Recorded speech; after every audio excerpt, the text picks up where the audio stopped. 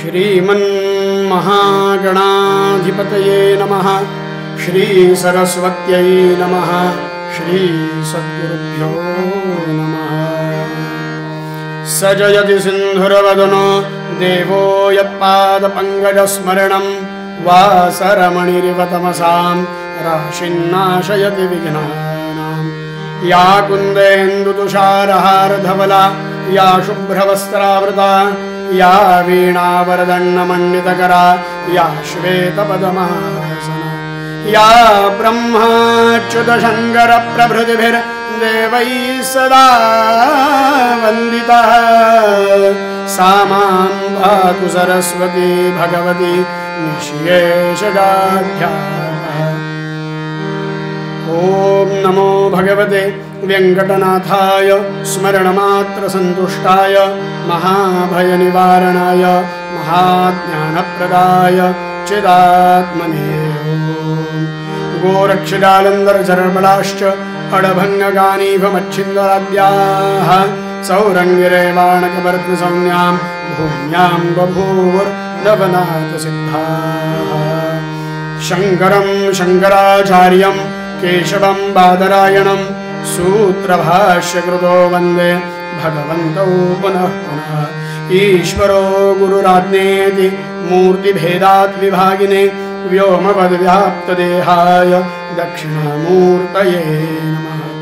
राम रामेति रामेति रमे रामे मनोरमे सहस्रनाम तत्तुल्यं रामनाम वरानने। नमस्तस्मै भगवते नारदाय महात्मने कामक्रोधविहीनाय ऋषीणां प्रवराय च। नमस्ते शारदे देवी सरस्वतीमतिप्रदे वसत्वं मम जिह्वाग्रे सर्वविद्याप्रदाय भव। एकदा सगळ्यांनी मोठ्याने जय जयकार करायचा आहे। अनंतकोटी ब्रह्मांड नायक राजाधिराज योगिराज भगवान श्री माधवनाथ महाराज की जय। अनंतकोटी ब्रह्मांड नायक राजाधिराज योगिराज भगवान श्री वेंकटनाथ महाराज की जय। अनंतकोटी ब्रह्मांड नायक राजाधिराज योगिराज भगवान श्री नरेंद्रनाथ महाराज। अवधूत चिंतन श्री गुरुदेव दत्त। नमः पार्वतीपते हर हर महादेव। बोल भवानी की जय। सदानंदीचा उदयोस्तु उदयोस्तु उदयोस्तु सूर्यनारायण भगवान की जय। मंगलमूर्ति मोरया।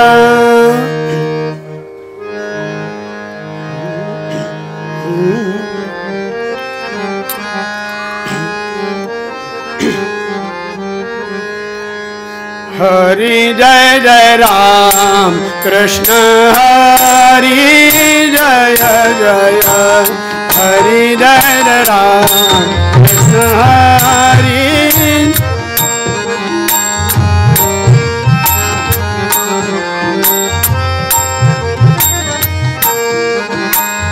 गोवर्धन धर गोपाल नरत। गोवर्धन धर गोपाल नरत। गोकुल संकट हारी। गोकुल संकट हारी। हरि जय जय राम कृष्ण हरि जय।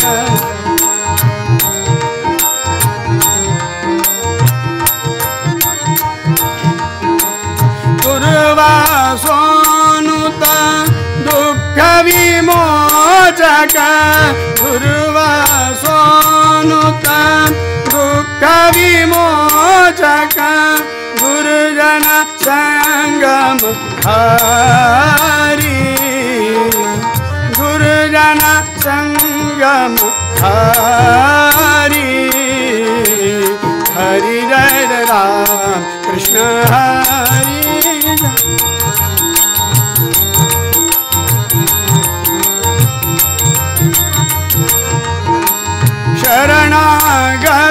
दीना चरणी नेई शरणागत दीना चरणी नेई करुणा दृष्टि निहारी करुणा दृष्टि निहारी हरि जय राम कृष्ण हरि जय जय हरि जय राम कृष्ण हरि जय जय हरि जय राम हरि जय राम हरि जय राम कृष्ण हरि जय जय।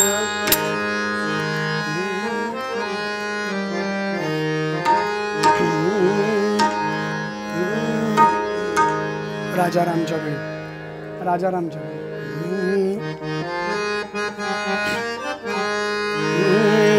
राजा राम चरणी लक्ष लागो रे सीता राम चरणी लक्ष लागो रे राजा राम चरणी लक्ष लागो रे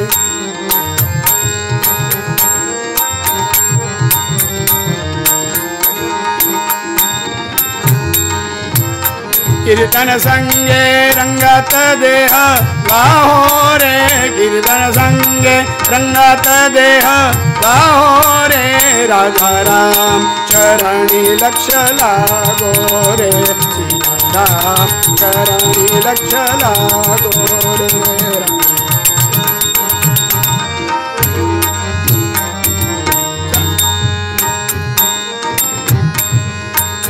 सारा सार मदवीता सद्गुरु राया हो सारा सार मदवीता सद्गुरु राया हो मंगल धाम जीवन नर हरि पाया हो मंगल धाम जीवन नर हरि पाया हो राजा राम चरणी लक्ष लागो रे सीता राम चरण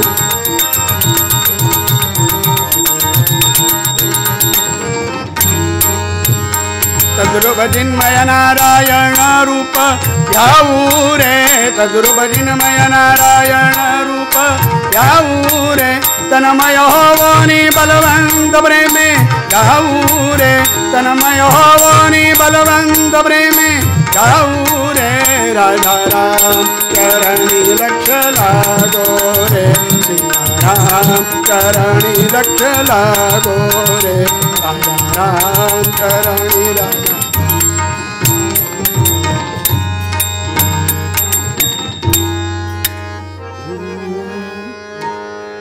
2 मिनिटं सगळ्यांनी भजन करायचं आहे आणि मग पूर्वरंगाच्या अभंगाला आपण सुरुवात करूया. दिगंबरा दिगंबरा श्रीपाद वल्लभ दिगंबरा दिगंबरा दिगंबरा श्रीपाद. सगळ्यांनी मोठ्याने भजन करायचं आहे. दिगंबरा दिगंबरा श्रीपाद वल्लभ दिगंबरा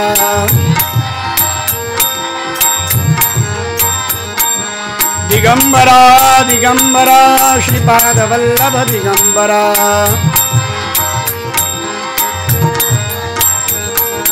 दिगंबरा दिगंबरा श्रीपाद वल्लभ दिगंबरा दिगंबरा दिगंबरा श्रीपाद वल्लभ दिगंबरा. अवधूत चिंतन श्री गुरुदेव दत्त समर्थ सद्गुरु माधवनाथ महाराज की जय. समर्थ सद्गुरु वेंकटनाथ महाराज की जय. समर्थ सद्गुरु नरेंद्रनाथ महाराज की जय. जय जय रघुवीर समर्थ.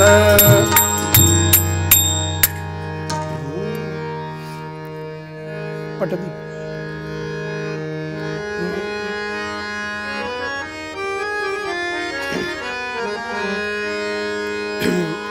सद्गुरु मध्यम पासून मध्यम काळी दोनचा मध्यम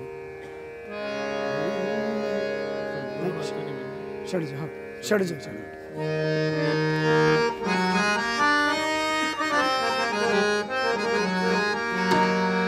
सद्गुरु वाचोनी सापडे न सोय, सद्गुरु वाचोनी सापडे न सोय, धरावे ते पाय आधी आधी, धरावे ते पाय आधी आधी, सद्गुरु वाचोनी सापडे न सोय,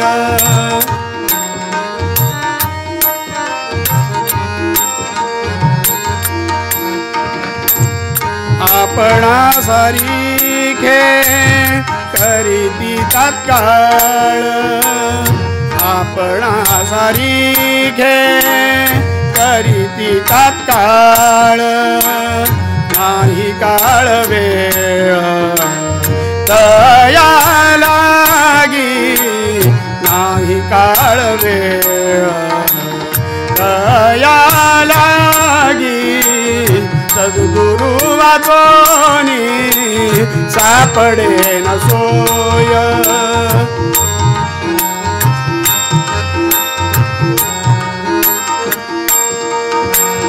लोह परिसाची नसा हे उपमा, लोह परिसाची नसा हे उपमा, सद्गुरु महिमा अगाधाची, सद्गुरु महिमा अगाधाची, सद्गुरु वाचोनी सापडे न सोय,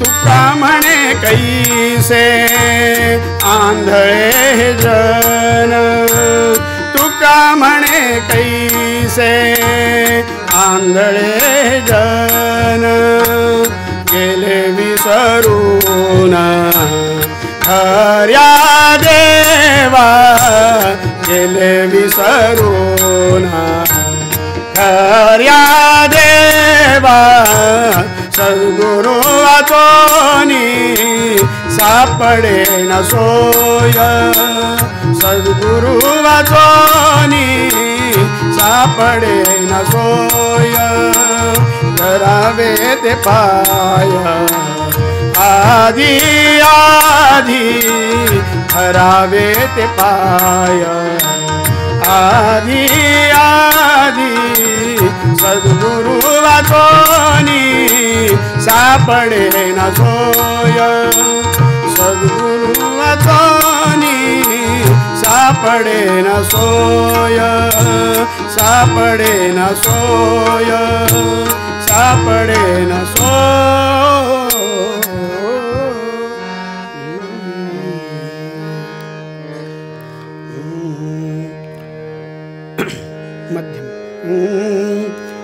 आदौ ब्रह्मा मध्ये विष्णु अन्ते देव सदाशिवः, मूर्तित्रयस्वरूपाय दत्तात्रेय नमोस्तुते. नाथ शक्तिपीठाच्या या परमपवित्र अशा वातावरणामध्ये, नाथ पंथाच्या अखंड गुरु परंपरेच्या या स्थानामध्ये, ज्या ठिकाणी भगवान मच्छिंद्रनाथांपासून अव्याहत चालू असलेली ही परंपरा अखंडपणे कार्य करीत आहे. भगवान मच्छिंद्रनाथ, गोरक्षनाथ, निवृत्तीनाथ, ज्ञाननाथ, सत्यमलनाथ, गुप्तनाथ, काशीनाथ, ब्रह्मानंद, परमानंद, विठ्ठलनाथ, समर्थ सद्गुरू माधवनाथ महाराज, योगाभ्यानंद व्यंकटनाथ महाराज आणि नाथ शक्तिपीठाधीश परमपूज्य सद्गुरू श्री नरेंद्रनाथ महाराज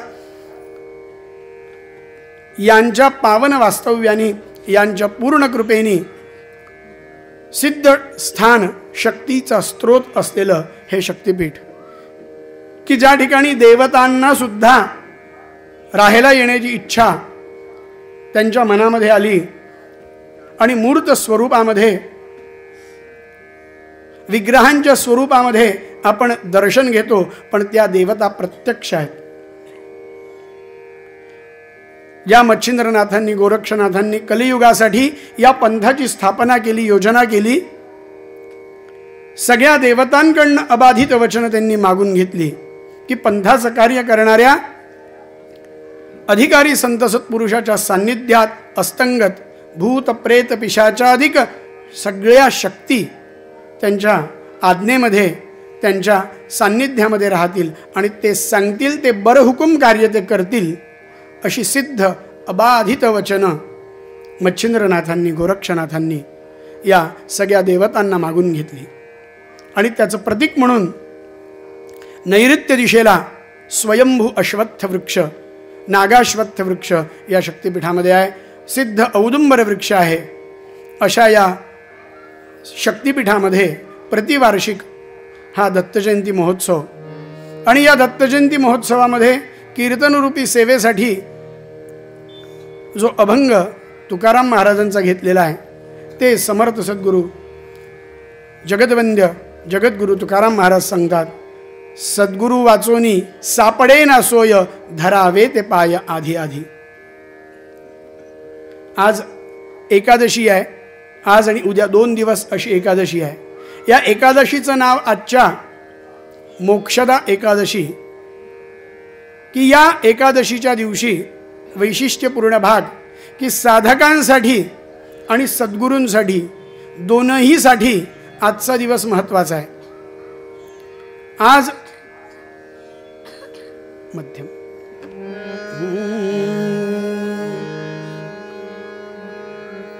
आज श्रवण करणाऱ्यांचा राजा, जे श्रोते होते, उत्तम श्रोते जे होते, राजा परीक्षित आणि राजा आणि अर्जुन, हे 2 जे होते, या दोघांसारखा श्रोता नव्हता. त्या अर्जुनाला भगवंतानी आजच्या दिवशी श्रीमद भगवद्गीता आज सांगितली. तो आज गीता जयंतीचा आजचा दिवस आहे. सांगणाऱ्यांनी म्हणजे सद्गुरूंनी आपल्याला सांगावं आणि अर्जुन रूप होऊन आपण आपल्या इंद्रियांचे कान करून ते ऐकावं, असा ऐकण्याचा आजचा दिवस आहे. गीतेमध्ये सगळ्या प्रकारचं ज्ञान भगवंतांनी, सगळ्या प्रकारचे योग भगवंतांनी अर्जुनाला सांगितले. जगाचं सार काय, सत्य काय, असत्य काय, जे जे म्हणून आहे ते सगळं त्या गीतेमध्ये आहे. महाभारताचे जे संपूर्ण श्लोक आहेत त्या सगळ्या श्लोकांचं सार म्हणजे भगवद्गीता आहे.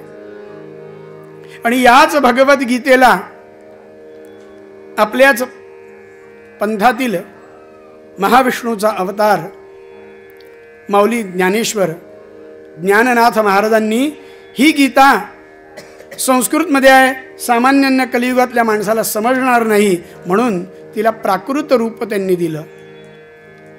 कारण हा कळवळा फक्त संतांना आणि सद्गुरूंना आहे. संत जे सांगतात ते सगळ्यात सुलभ आहे आणि ते जे सांगतात आपल्या हिताचं सांगतात.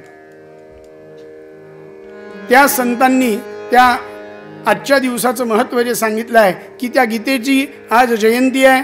आपण सगळे अर्जुन रूपी साधक आहोत आणि आपले सद्गुरू म्हणजे कृष्णरूपी सद्गुरू आहेत की ज्ञानाचा वर्षाव सद्गुरू करत असतात. प्रपंच आणि परमार्थ दोन्हीचंही मार्गदर्शन सद्गुरू करत असतात. परमार्थ कसा आहे, शेती आणि परमार्थ हे जर पाहिलं ना तर दोन्ही सारखं आहे. शेतीला सुद्धा आधी मशागत करावी लागते आणि अध्यात्मासाठी सुद्धा आधी मशागतच करावी लागते. शेती करताना सगळ्यात पहिले ती नांगरली जाते आणि अध्यात्मामध्ये आपली जी गच्च झालेली बुद्धी असते, जड बुद्धी ज्याला आपण म्हणतो, या बुद्धीला सुद्धा आधी सद्गुरूंच्या शब्दरूपी नांगर सद्गुरू त्याला घालतात. त्या शेतावर सद्गुरू त्यांच्या ज्ञानरूपी पहिले नांगर शब्दरूपी नांगरानी ते फोडतात. गच्च झालेली बुद्धी असते ती थोडी मोकळी व्हायला सुरुवात होते. जसं जमिनीला नांगर आपण मारतो, तो नांगर मारल्यानंतर त्याच्यातनं तण आधी बाहेर येते, तसं आपले काम, क्रोध, लोभ, मद, मोह, मत्सर रूपी सगळे तण जे आहेत हे बाहेर यायला लागतात. आणि ते तण आल्यानंतर त्याच्यामध्ये आपण कुठल्याही प्रकारचं जर बीज घातलं तर ते बीज वरच्यावर राहतं. कितीही उपदेश जरी केला तरी तो उपदेश अंतरात्म्यापर्यंत, आत्म्यापर्यंत पोहोचत नाही. म्हणून सद्गुरू काय करतात, किंवा शेतीमध्ये आपण काय करतो तर मग पाळी मारतो, 1, 2, 3, 4. अध्यात्मामध्ये सुद्धा तसं आहे. मग सद्गुरू काय करतात, त्याला वारंवार वारंवार वारंवार आपल्या सहवासामध्ये बोलवतात. ती वारी म्हणजे त्या पाळी मारण्यासारखं आहे. त्यांनी काय व्हायला लागतं, हळूहळू हळूहळू ते जे तण असतं ना ते कमी व्हायला लागतं. आणि ते तण कमी व्हायला लागलं, काम, क्रोध, लोभ, मद, मोह, मत्सर हे षडविकार जे आहेत हे हळूहळू हळूहळू सद्गुरूंच्या सान्निध्यात आल्यामुळे बाहेर पडायला लागतात. आणि ते जसे जसे जसे जसे बाहेर पडतात तसं तसं ती भूमी पेरण्यालायक तयार होत असते. तसं साधकाचं मनसुद्धा, अंतर्मनसुद्धा अध्यात्मासाठी तयार व्हावं लागतं. आणि त्याच्यानंतर सद्गुरू पेरणी करतात. शेतामध्ये ज्यावेळेला पेरणी करतात ते पेरणीचं जे यंत्र असतं ना ते म्हणजे आपले कान आहेत. या कानामध्ये ज्या वेळेला सद्गुरू नामरूपी बीजाचे दाणे घालतात त्यावेळेला ते नाम, त्या नामरूपी बीज जे आहे ते बीज वाढायला लागतं. ज्यावेळेला सद्गुरू अनुग्रह करतात त्यावेळेला पहिले त्या साधकाच्या, शिष्याच्या डोक्यावर हात ठेवतात. आणि तो हात ठेवल्यानंतर त्याच्या कानामध्ये सद्गुरू मंत्ररूपी बीज पेरतात. भिन्न शब्द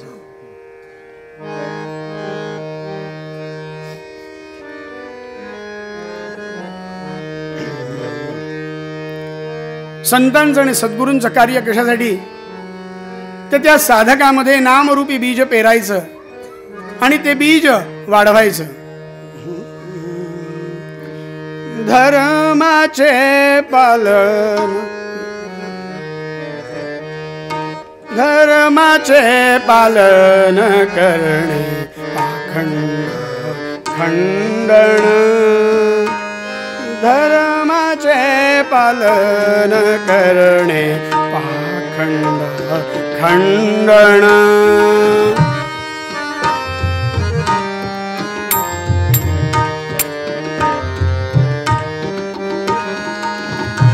हेची आम्हा करणे काम, हेची आम्हा करणे काम, बीज वाढ वावे नाम.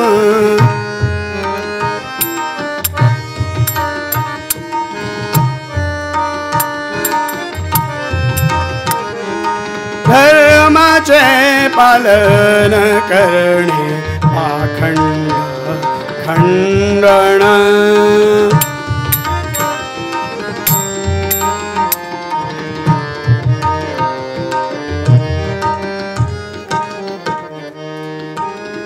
बीज वाढवावे नाम. ते नाम कसं आहे, ते नाम बीजम धर्मद्रुमस्य प्रभवतु भवताम भूतये रामनाम.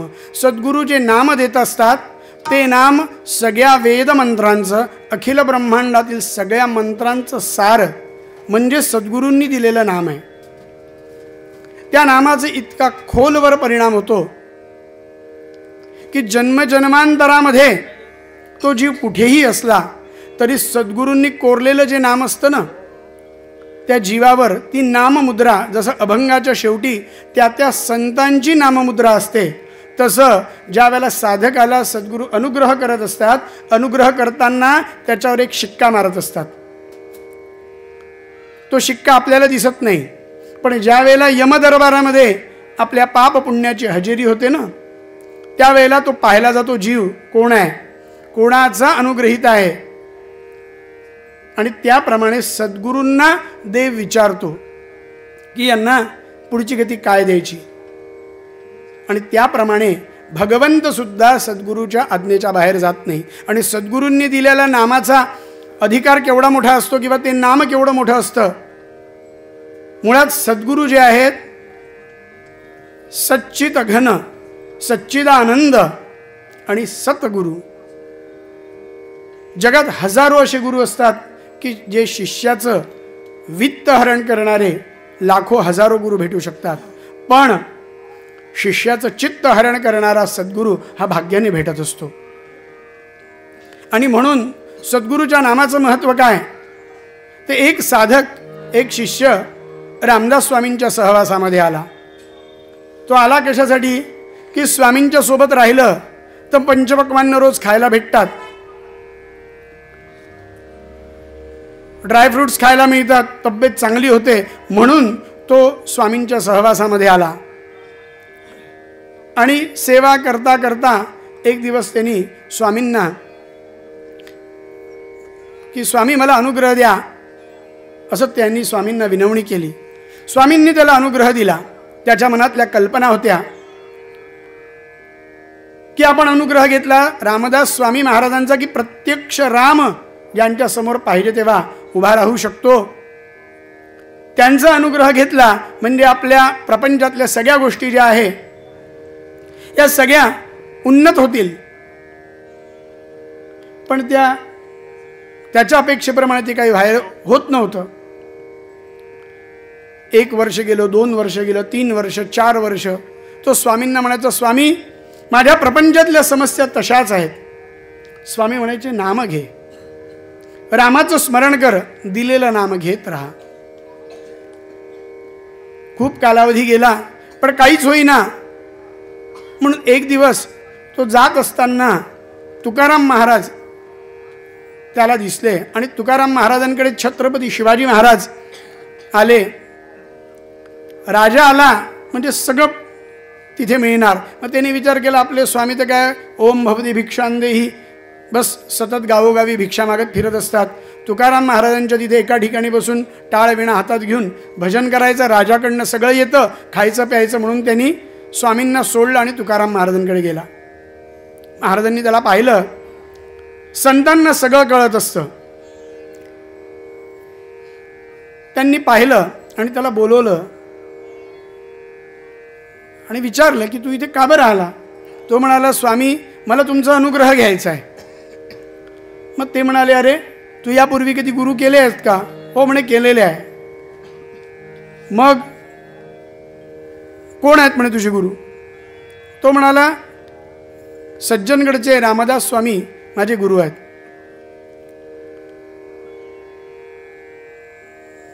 म्हटलं की हा रामदास स्वामींचा अनुग्रहित आहे आणि ह्याला सद्गुरू काय कळलेच नाही आहेत. मग त्यांनी विचारलं ठीक आहे म्हणे एवढे मोठे अधिकारी सद्गुरू आहेत मग माझ्यासारख्याकडे तू का आला. तो म्हणे नाही मला तुमचा अनुग्रह घ्यायचा. ते काय त्यांनी बस ते त्यांच्या सहवासात माझं काही चांगलं झालं नाही. तुकाराम महाराज म्हणाले अरे प्रपंचासाठी सद्गुरू नाही आहेत. सद्गुरू कशासाठी आहेत तर तेथे कोणी सोडवे नाही का सद्गुरू वाचोनी. अंतकाळी ज्या वेळेला यमदूत घ्यायला येतील त्यावेळेला सद्गुरूशिवाय कोणी तारणार नाही आहे. आणि जर सद्गुरूवरच निष्ठा नसेल, सद्गुरूवरच जर भक्ती नसेल तर तुला कोण तारणार आहे. अखिल ब्रह्मांडामध्ये तुला कोणी तारू शकत नाही. तो म्हणाला महाराज मला ते काही माहीत नाही, मला तुमचा अनुग्रह घ्यायचा आहे. तुकाराम महाराजांना कळलं की हा काही लाकडाच्या नांगराने फोडण्यासारखा नाही आहे. याला ट्रॅक्टरचा जाडजूड चांगला लोखंडी नांगर लागणार आहे. ठीक आहे म्हणाले मी तुला अनुग्रह देतो पण माझी एक अट आहे म्हणे. आधी तू त्यांच्याकडे जा, त्यांच्याकडून घेतलेला मंत्र त्यांना वापस कर, कोरी पाटी घेऊन माझ्याकडे ये. ठीक आहे म्हणाला. तो समर्थांकडे गेला आणि समर्थांना त्यांनी नमस्कार केला. म्हणाला महाराज आजपासून मी तुमचा शिष्य नाही, तुम्ही माझे गुरु नाही, मला तुमचं शिष्यत्व सोडायचं आहे, तुमचा मंत्र तुम्ही वापस घ्या. समर्थ हसले. ठीक आहे म्हणाले, चल म्हणाले. आणि एका मोकळ्या अशा डोंगरावर समर्थ त्याला घेऊन गेले. हे पाणी घे म्हणे तोंडात आणि मी सांगितलेला मंत्र म्हण, आणि या दगडावर ते पाणी जे आहे ते थुकून नाही म्हणाले. त्यांनी तोंडात पाणी घेतलं, मध्यम मनामध्ये स्वामींनी सांगितलेला मंत्र श्रीराम जय राम जय जय राम, त्यांनी तो मंत्र मनात म्हटला, गुळणा केली आणि त्या दगडावर जसा थुकला 13 अक्षरी मंत्र त्या दगडावर कोरल्या गेल्या.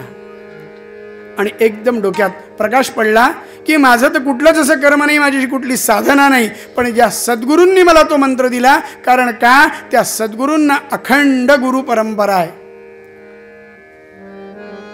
ज्या आराध्य दैवतेपासनं तो संप्रदाय सुरू झाला त्या संप्रदायाच्या मूळ तत्वापासून माझ्या सद्गुरूंपर्यंत आलेला हा मंत्र आहे.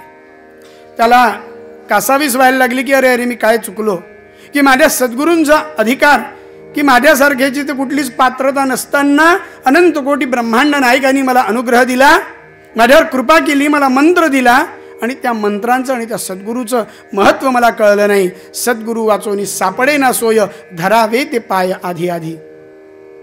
समर्थांच्या पायावर पडला, त्याची वाचा गेली होती, अंतःकरणातनं समर्थांना प्रार्थना करत होता. मध्यम भव्य रूप अतिसुंदर दीक्षा, राम नाम स्मरणे करी भिक्षा, वृत्ती होईल उदासीन जेव्हा, रामदास म्हणणे मग तेव्हा.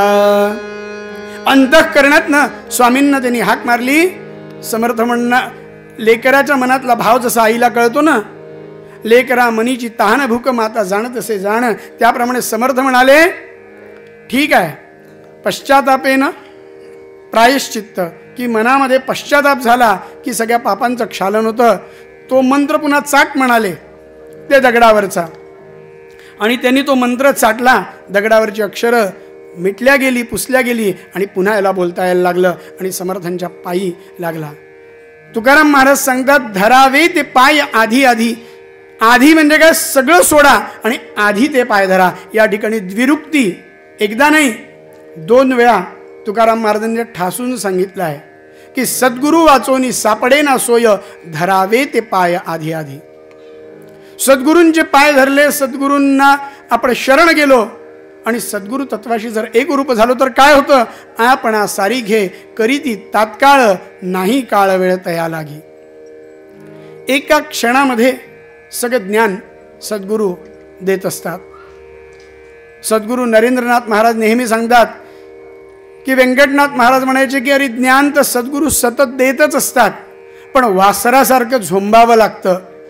वासरू जसं गाईला झोंबतं ना, तसं जर साधक शिष्य सद्गुरूंना झोंबला तर ते ज्ञान सद्गुरूंच्या नकळत त्या शिष्याला प्राप्त होत असते. आपणा सारी घे करीती तात्काळ, नाही काळ वेळ तया लागी. त्या सद्गुरूंना एकाही क्षणाचा वेळ लागत नाही, कारण त्यांच्या मनाच्या संकल्पनेनी ते ज्ञान देत असतात. इतर सद्गुरूंचं आपण जर चरित्र पाहिलं तर प्रत्येक संताचं चरित्र एकसारखं असतं, प्रत्येक संताचं कार्यक्षेत्र असतं. एक उदाहरण तुकाराम महाराजांनी त्याला दिलं की लोह परिसाची नस आहे उपमा, सद्गुरू महिमा आघातची. की लोखंड आहे, त्याला परिसाचा जर स्पर्श झाला तर त्याचं सोनं होतं, पण तो परीस होत नाही. पण सद्गुरूंचं मात्र असं आहे की कुठलीही कमी त्या साधकामध्ये शिष्यामध्ये सद्गुरू ठेवत नाहीत. आपणासारी घे म्हणजे जसे असं तसं. गुरु पहावया गेलो आणि सद्गुरू होऊनीची ठेलो. सद्गुरू आपल्यासारखंच त्याला बनवतात. गुरु गुरुपणा दे शिष्याला, की सद्गुरू त्याला गुरुत्वच बहाल करत असतात. मग तुकाराम महाराज म्हणतात की जर ज्याच्या जीवनात गुरु नाही त्याला काहीच अर्थ नाही म्हणाले. एका जंगलामध्ये एक गाय चरत असते. गायींचा कळप असतो मोठा, खूप गायी असतात, वासरं असतात आणि तेवढ्यात सगळी पळायला लागतात. त्यातली एक थोडीशी वृद्ध गाय असते, तिला पळता येत नाही, पण हे का पळतात आहे म्हणून ती पाहते तर वाघ मागे धावत येत असतो. ही गाय पण पळायला लागते. होता होता होता होता ती गाय पळता पळता पाण्यात जाते आणि पुढे चिखलामध्ये फसते. तिच्या मागे बाकी सगळे पळून जातात. तो वाघ सुद्धा त्या गायीच्या मागे येतो, पाण्यात नेतो आणि तोही एका विशिष्ट अंतरावर चिखलामध्ये फसून जातो.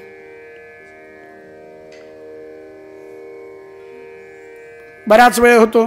तो वाघ त्या गाईला म्हणतो, आता मी तुला खाणार आहे. ती म्हणते, ठीक आहे खा, पण हे तुझ्या हातात नाही आहे म्हणे मला खाणं. का बरं म्हणे, मी जंगलाचा राजा आहे आणि माझ्यात एवढी शक्ती, माझ्यात एवढं सामर्थ्य आहे की मी तुला आता तिथे येऊन तू त्या चिखलातनं बाहेर पडू शकत नाही, हे तुझं सामर्थ्य नाही पण माझं आहे. ती म्हणते, अरे सगळं ठीक आहे, पण बघ मी इथनं सुखरूप वापस जाईल आणि तू इथेच तुझा अंत होईल. थोडा वेळ जातो. होता होता अस्तमान होतो. तो वाघ त्या गाईला म्हणतो की तू एवढी निश्चिंत आहे, वाघ समोर असताना तू निश्चिंत आहे का बरं असं. ती म्हणे, अरे आता सूर्यास्त झाल्यानंतर माझा मालक मला शोधायला येईल म्हणे. माझा मालक मला शोधायला येईल की सूर्यास्त झाला आणि अजून गाय कशी आपली वापस आली नाही, पण तुला शोधणारं कोण आहे म्हणे, तुला कोणीच शोधत येणार नाही, तुझ्यापासून सगळे लांब पळणार आहेत म्हणे. आणि बरोबर सूर्यास्त होतो आणि तो मालक पाहायला येतो. गाय शोधत शोधत येतो आणि पाहतो तर ती गाय चिखलात फसलेली असते. दूर वाघही त्याला दिसतो. त्या गायीला तो मालक सोडवतो आणि घेऊन जातो. ती गाय त्या वाघाकडे वळून पाहते. ती म्हणते, सद्गुरूंच्या सान्निध्यामध्ये जर राहायचं असेल ना तर गाय होऊन राहो, वाघ होऊन नाही राहू.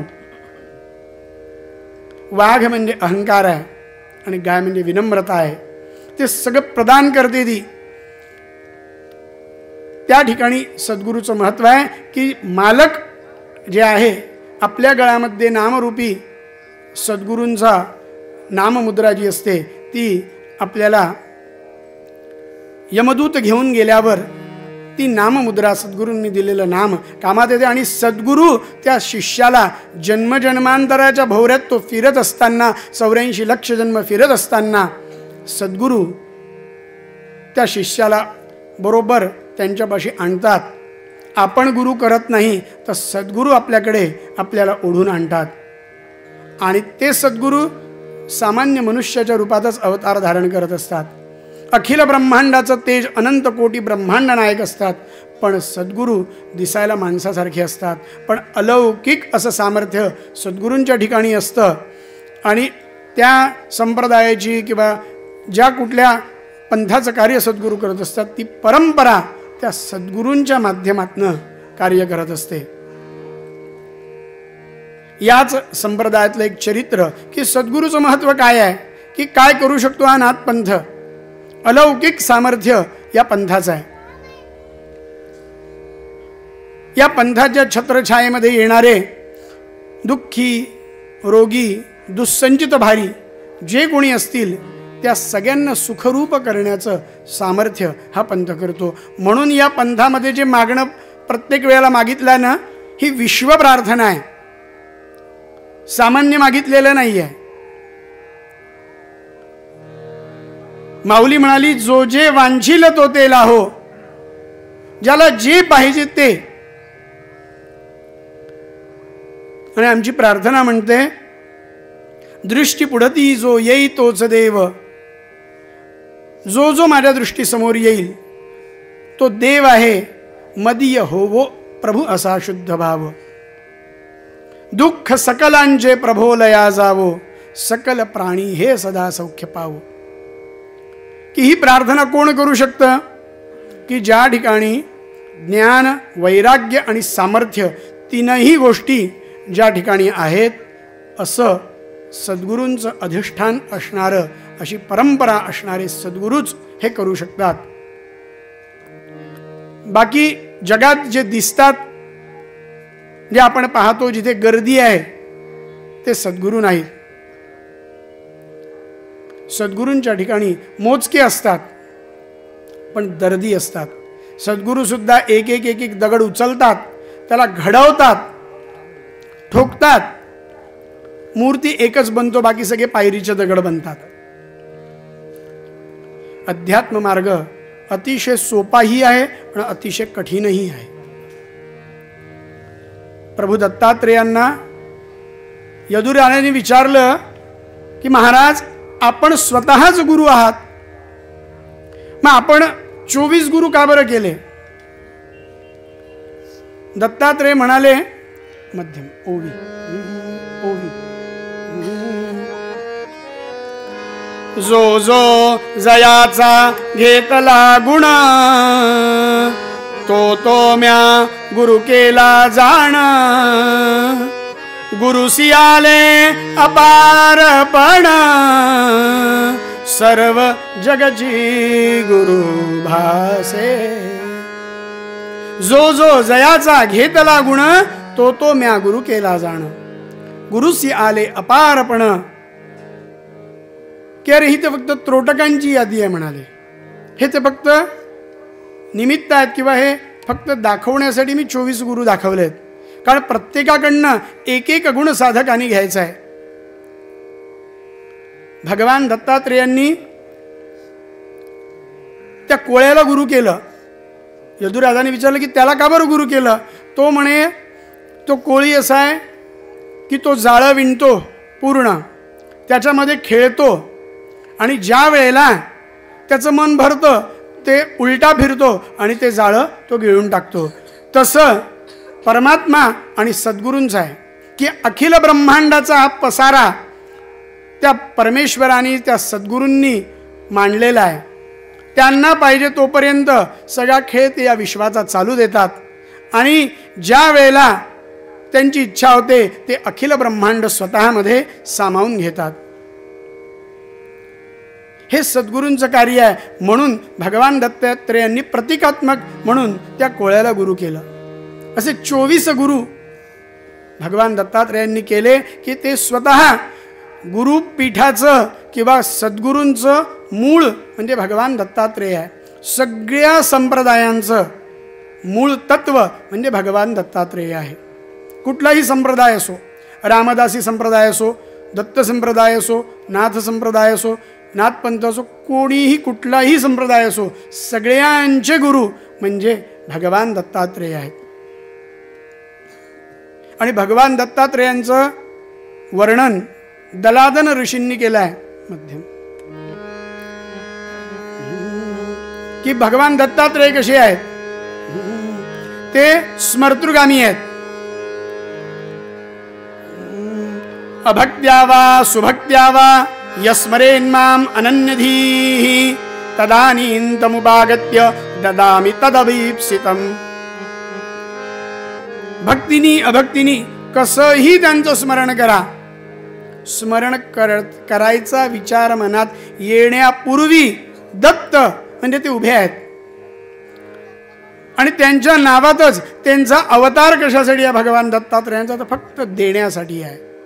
दत्त म्हणजे देणारा, बस सगळं देतो. संगीत शास्त्र साहित्य सत्कवित्व विधायकम बुद्धिविद्या स्मृती प्रज्ञा मती प्रौढी प्रदायकम. सगळं देतो, ज्याला जे पाहिजे ते. आणि म्हणून गुरुचरित्रामध्ये जे वर्णन आहे की शैलगमन यात्रेला ज्यावेळेला प्रभू निघाले तर त्यांनी सांगितलं की माझी आवड कुठे आहे? तर भजनी माझी अतिप्रीती. जिथे कुठे भजन कीर्तन संकीर्तन होतं त्या ठिकाणी मी आहे. आणि म्हणून या महोत्सवामध्ये प्रतिवर्षी कीर्तन आणि भजन हे दोनही सद्गुरू नरेंद्रनाथ महाराजांच्या आज्ञेने प्रतिवर्षी होत असतात. हे भजनाचंही सुद्धा एक आगळं वेगळं महत्त्व स्वानंद सुधेचं आहे. मागच्या वर्षी 50 वर्ष त्या भजनाला शक्तिपीठामध्ये आणि सद्गुरूंच्या घरी व्यंकटनाथ महाराजांच्या समोर 50 वर्ष मागच्या वर्षी त्याला पूर्ण झाली. होते प्राप्ती भजन करता तेज ये नित्य नित्य लाभे वाचा चढत शिकरी पंगु हे तत्प्रसादे.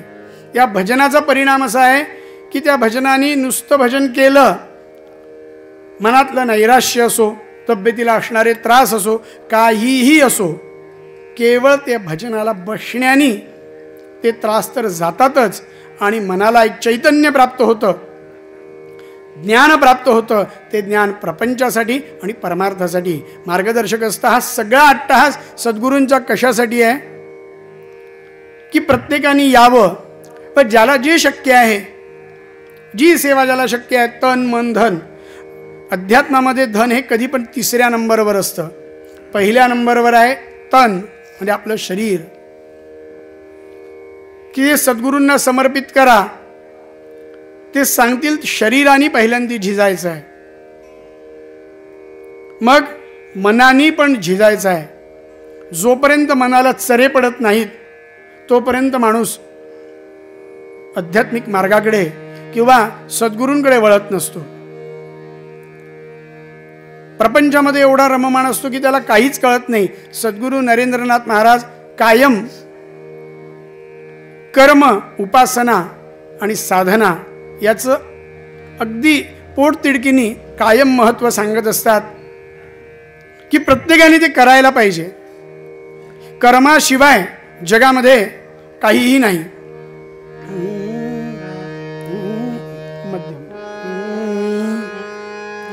सुखम दुःखम भयम शोको हर्षो मंगलमेव च संपत्तिश्च विपत्तिश्च सर्वं भवति कर्मणा.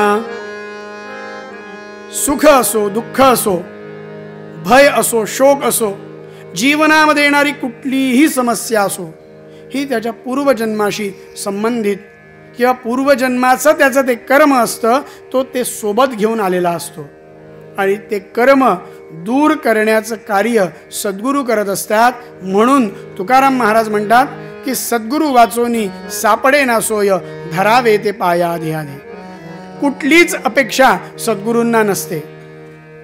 सद्गुरूंना आपण काय देऊ शकतो? काहीही आपण सद्गुरूंना देऊ शकत नाही, कारण हे देणंच त्यांचं आहे.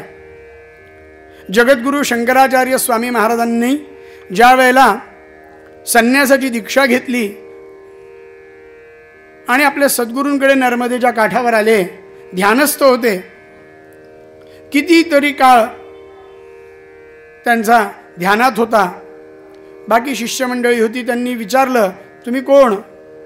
मग त्यांनी सांगितलं की मी शंकर. कशासाठी आलात? म्हणे मला आज्ञा झाली आणि स्वामींचा अनुग्रह घेण्यासाठी मी इथे आलो आहे.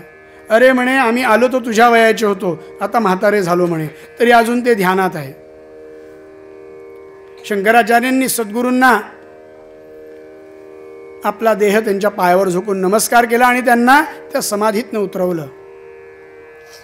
ते समाधीतनं बाहेर आले आणि शंकराचार्यांना पाहून अतिशय आनंद झाला आणि शंकराचार्यांच्या मस्तकावर त्यांनी हात ठेवला आणि सगळं ज्ञान शंकराचार्यांना दिलं. ध्यानावस्थेमध्ये ते गेले. सद्गुरूंनी उठवलं की उठ, तू याच्यासाठी नाही, तुला ध्यानात नाही राहायचं, जगदोद्धाराचं कार्य तुला करायचं आहे, उठ म्हणाले. आणि मग त्यांना जी पूजा सांगितली ना, ती अपरा पूजा नावाचा प्रकार जगद्गुरूंना सांगितला की परमात्मा सर्वत्र व्याप्त आहे. आपण जी पूजा करतो त्या पूजेत आणि त्या अपरा पूजेमध्ये महत्त्व आहे. आपण त्या देवतेचं आवाहन करतो. शंकराचार्य म्हणाले, अरे त्यांचे गुरु म्हणाले की सगळ्या जगदामध्ये तो परमात्मा व्याप्त आहे. आर्य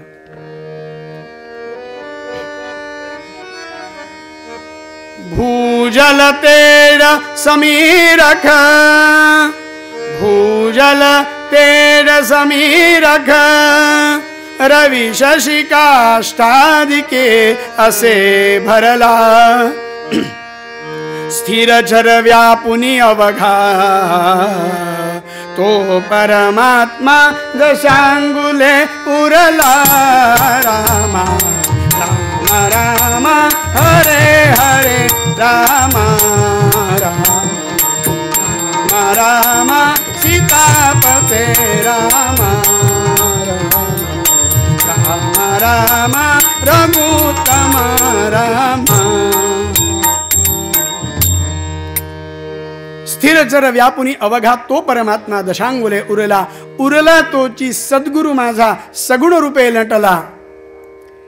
की ती जे काय तत्व आहे अखिल ब्रह्मांड व्यापून जे उरलं, ते उरलेलं तत्व जे आहे अखिल ब्रह्मांडाचं सार म्हणजे सद्गुरू आहेत. की ज्यांच्यापासून हे जगत निर्माण झालं, ज्यांच्या इच्छेने हे जगत चालू आहे आणि ज्यांच्या इच्छेने या जगताचा लय होणार आहे, ते ब्रह्मा विष्णू महेश स्वरूपी सद्गुरू मनुष्य देहच धारण करून येणार. कारण येणार कशासाठी? एवढी मोठी शक्ती आहे ती मनुष्य देह का धारण करते? कारण तुम्ही आम्ही जड जीव आहोत. तुमच्या आमच्या सारख्यांचे अनेक जन्मांची जी पातकं आहेत, जी पापं आहेत, ती इतकी आहे की सगुण परमात्मा जर अनंत कोटी ब्रह्मांड नायक प्रत्यक्ष समोर आला तर आपल्यातला अज्ञान, आपल्यातला अहंकार, आपल्यातले षडविकार, आपण म्हणू तू परमात्मा कसला, तू तर माझ्यासारखाच आहे. म्हणून सद्गुरू काय करतात? हळूहळू हळूहळू त्याला रुचेल पचेल अशा पद्धतीचं ज्ञान त्याला देतात, आध्यात्मिक मार्गाकडे लावतात आणि त्या जीवाचा जन्मजन्मांतरामध्ये त्याच्या पाठीशी राहून नव्हे तर त्याच्यातच राहून त्या जीवाचा उद्धार करण्याचं कार्य सद्गुरू करत असतात. आणि सद्गुरूंवर जर निष्ठा असेल, प्रेम असेल, भक्ती असेल तर सद्गुरू एका क्षणात ये हृदयीचे ये हृदयी, जसं योगाभ्यानंद माधवनाथ महाराजांनी व्यंकटनाथ महाराजांना ज्याला कार्याची आज्ञा दिली, ती ज्या पद्धतीने दिली, एकांतामध्ये माधवनाथ महाराजांनी व्यंकटनाथ महाराजांना आज्ञा दिली की हे कार्य तुला करायचं आहे.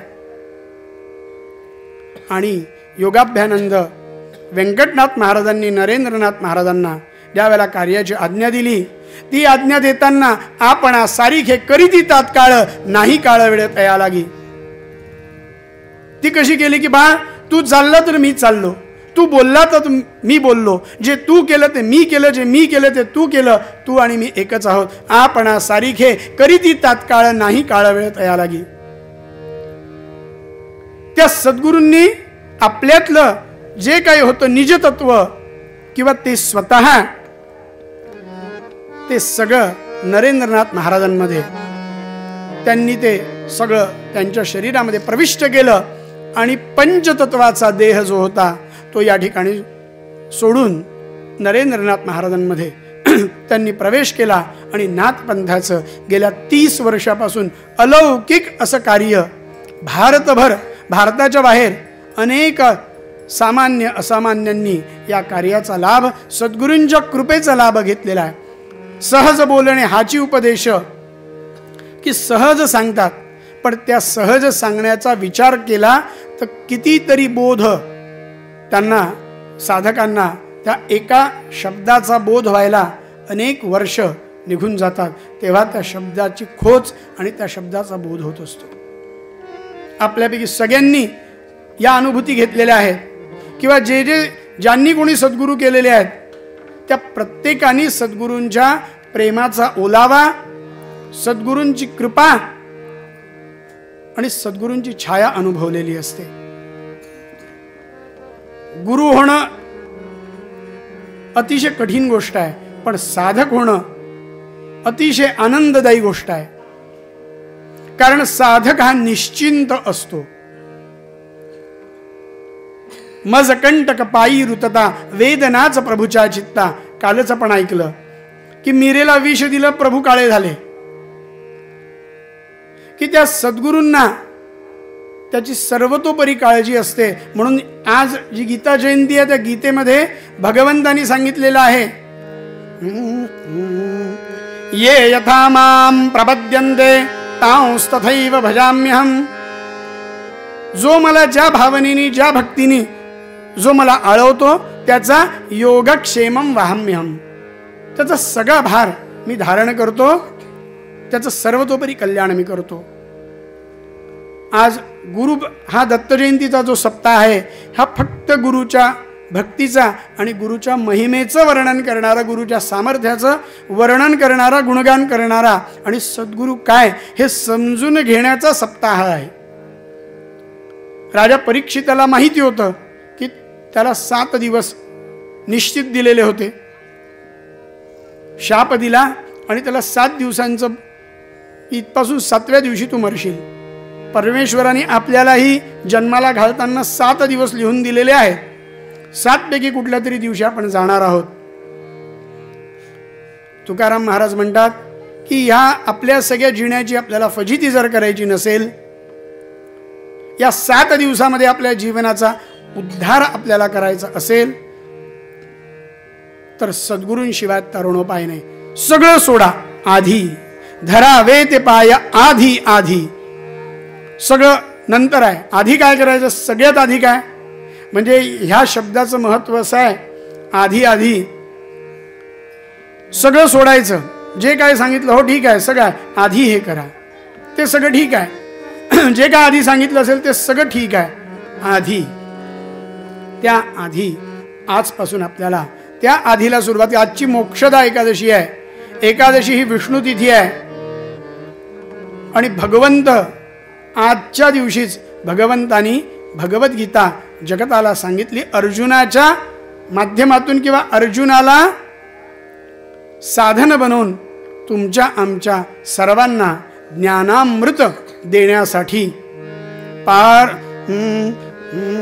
पार्थाय प्रतिबोधितां भगवतां नारायणेन स्वयं व्यासेन ग्रथिता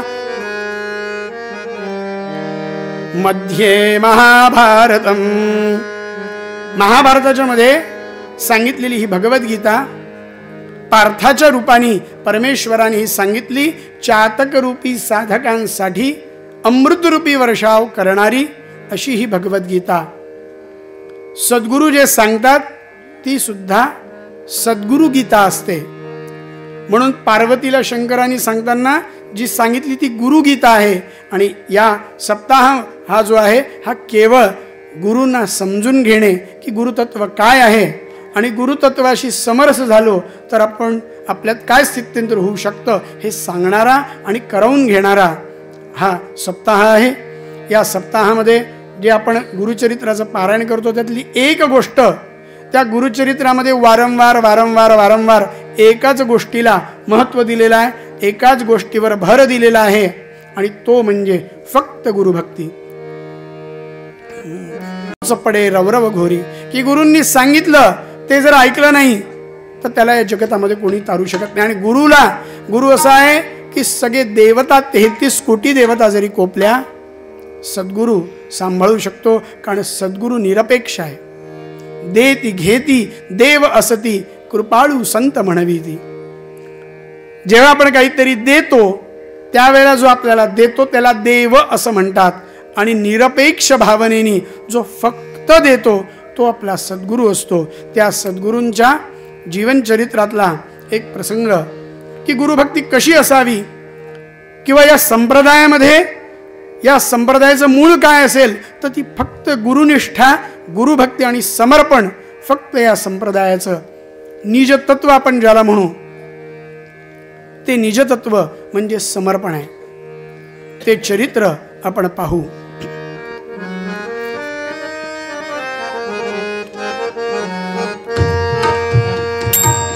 सद्गुरु वाचोनी सापडे न सोय.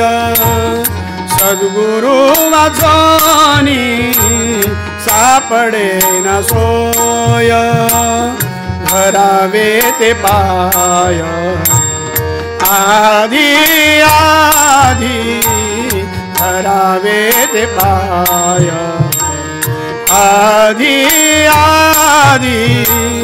सद्गुरु वाचोनी सापडे न सोय.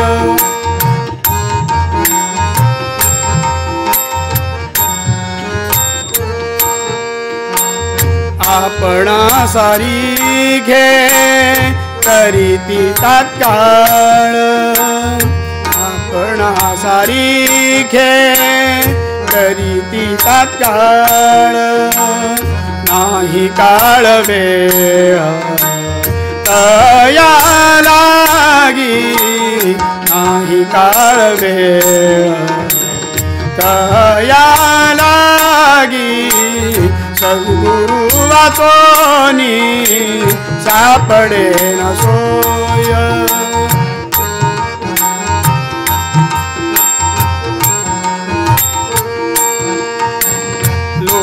परीसाची नसा हे उपमा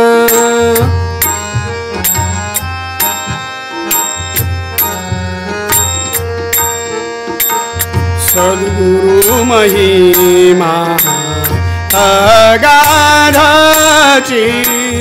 सद्गुरु महिमा अगाधाची सद्गुरु वाचोनी सापडे न सोय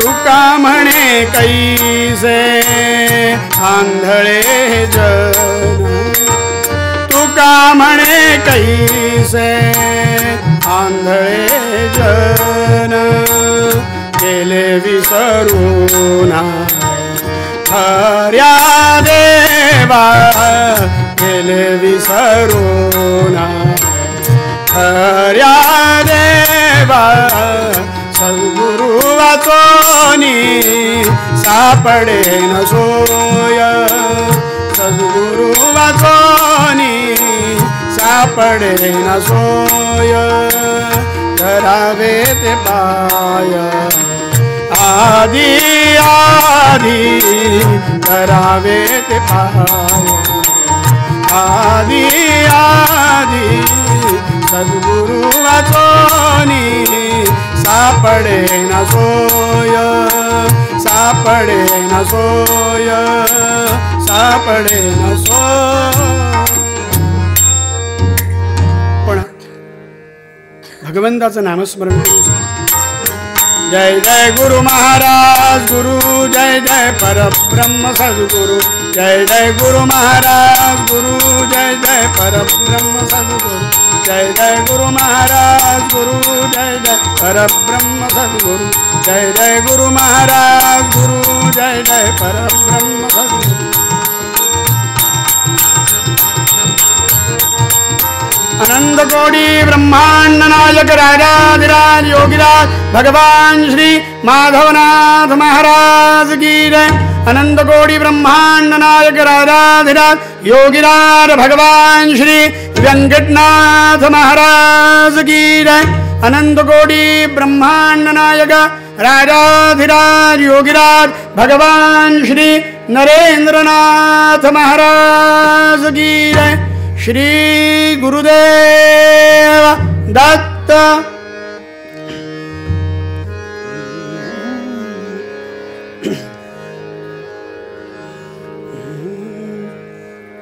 आज आपण जे चरित्र पाहणार आहोत नाथ पंथाच्या आरंभाला किंवा ज्या नाथ पंथाची योजना ज्या वेळेला झाली आणि सगळ्यात पहिले ज्या कवी नारायणांनी अवतार धारण केला अलौकिक अशा या पंथाची स्थापना भगवान श्रीकृष्णाच्या योजनेने आणि भगवान दत्तात्रेयांच्या आज्ञेने या पंथाची सुरुवात झाली आरंभ झाला. आणि या पंथाचं आराध्य दैवत भगवान दत्तात्रेय जे जे गुरु कार्य करतील त्या सद्गुरूंना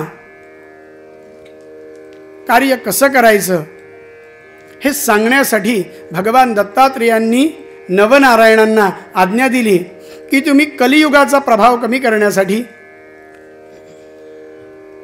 गुरुची महती वाढवण्यासाठी मनुष्य रूपात अवतार धारण करा. आणि तो अवतार धारण करून सगळ्या संप्रदायाचा गुरु संप्रदाय म्हणून नाथ पंथाची योजना भगवान दत्तात्रेयांनी भगवान महाविष्णू महादेव आणि ब्रह्मदेव यांनी या पंथाची योजना केली. आणि याच त्रयमूर्तींनी अवतार धारण करायचा या संप्रदायामध्ये म्हणून पहिले नवनारायणांनी अवतार धारण केला. आणि त्या नवनारायणांचे पुढे दास म्हणून भगवान शिव निवृत्तीनाथ म्हणून त्यांनी अवतार धारण केला. ज्यांनी या संप्रदायाची या पंथाची योजना केली ते भगवान महाविष्णू ज्ञानेश्वरांच्या रूपामध्ये त्यांनी अवतार धारण केला. ब्रह्मदेव सोपानदेव म्हणून जन्माला आले आणि आदिशक्ती ही मुक्ताबाईच्या स्वरूपामध्ये अवतार धारण केला. मारुतीरायांनी समर्थांच्या स्वरूपामध्ये अवतार धारण केला. अशी या संप्रदायाची, या पंथाची योजना झाली.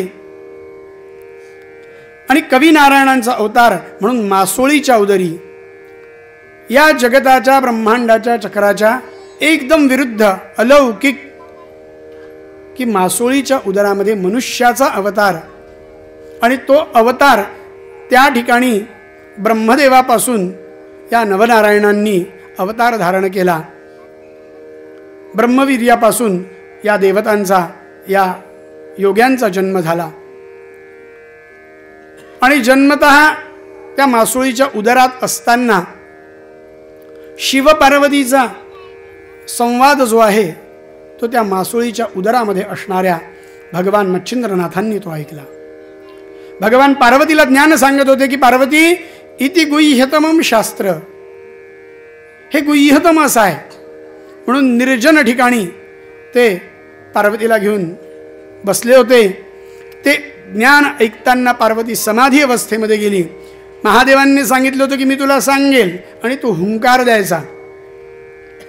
पार्वती योगनिद्रेमध्ये गेली. तिचा हुंकार बंद झाला. पण मासोळीच्या उदरात असणारे भगवान मच्छिंद्रनाथ हे प्रतिसाद देत होते त्या ज्ञानाला. आणि जेव्हा शिवांच्या लक्षात आलं, आजूबाजूला पाहिलं, कोणीच नाही, मग हा हुंकार कोण देत आहे. आणि इतकं गुह्यतम ज्ञान मी जे जगताचं दिलाय ते कुणाच्या अपात्री व्यक्तीच्या हातात तर नाही गेलं. म्हणून महादेवांनी इकडे पाहिलं तर त्या मासोळीच्या उदरामध्ये कवी नारायण मत्स्येंद्रनाथांच्या रूपाने मासोळीच्या उदरातून जन्म झाला. म्हणून त्यांचं नाव मत्स्येंद्रनाथ म्हणजे मच्छिंद्रनाथ असं ठेवण्यात आलं. ओवी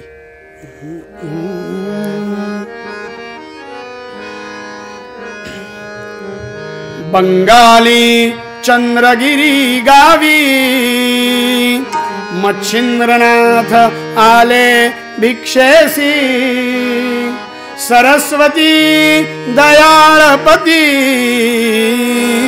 संतान नवते यासी.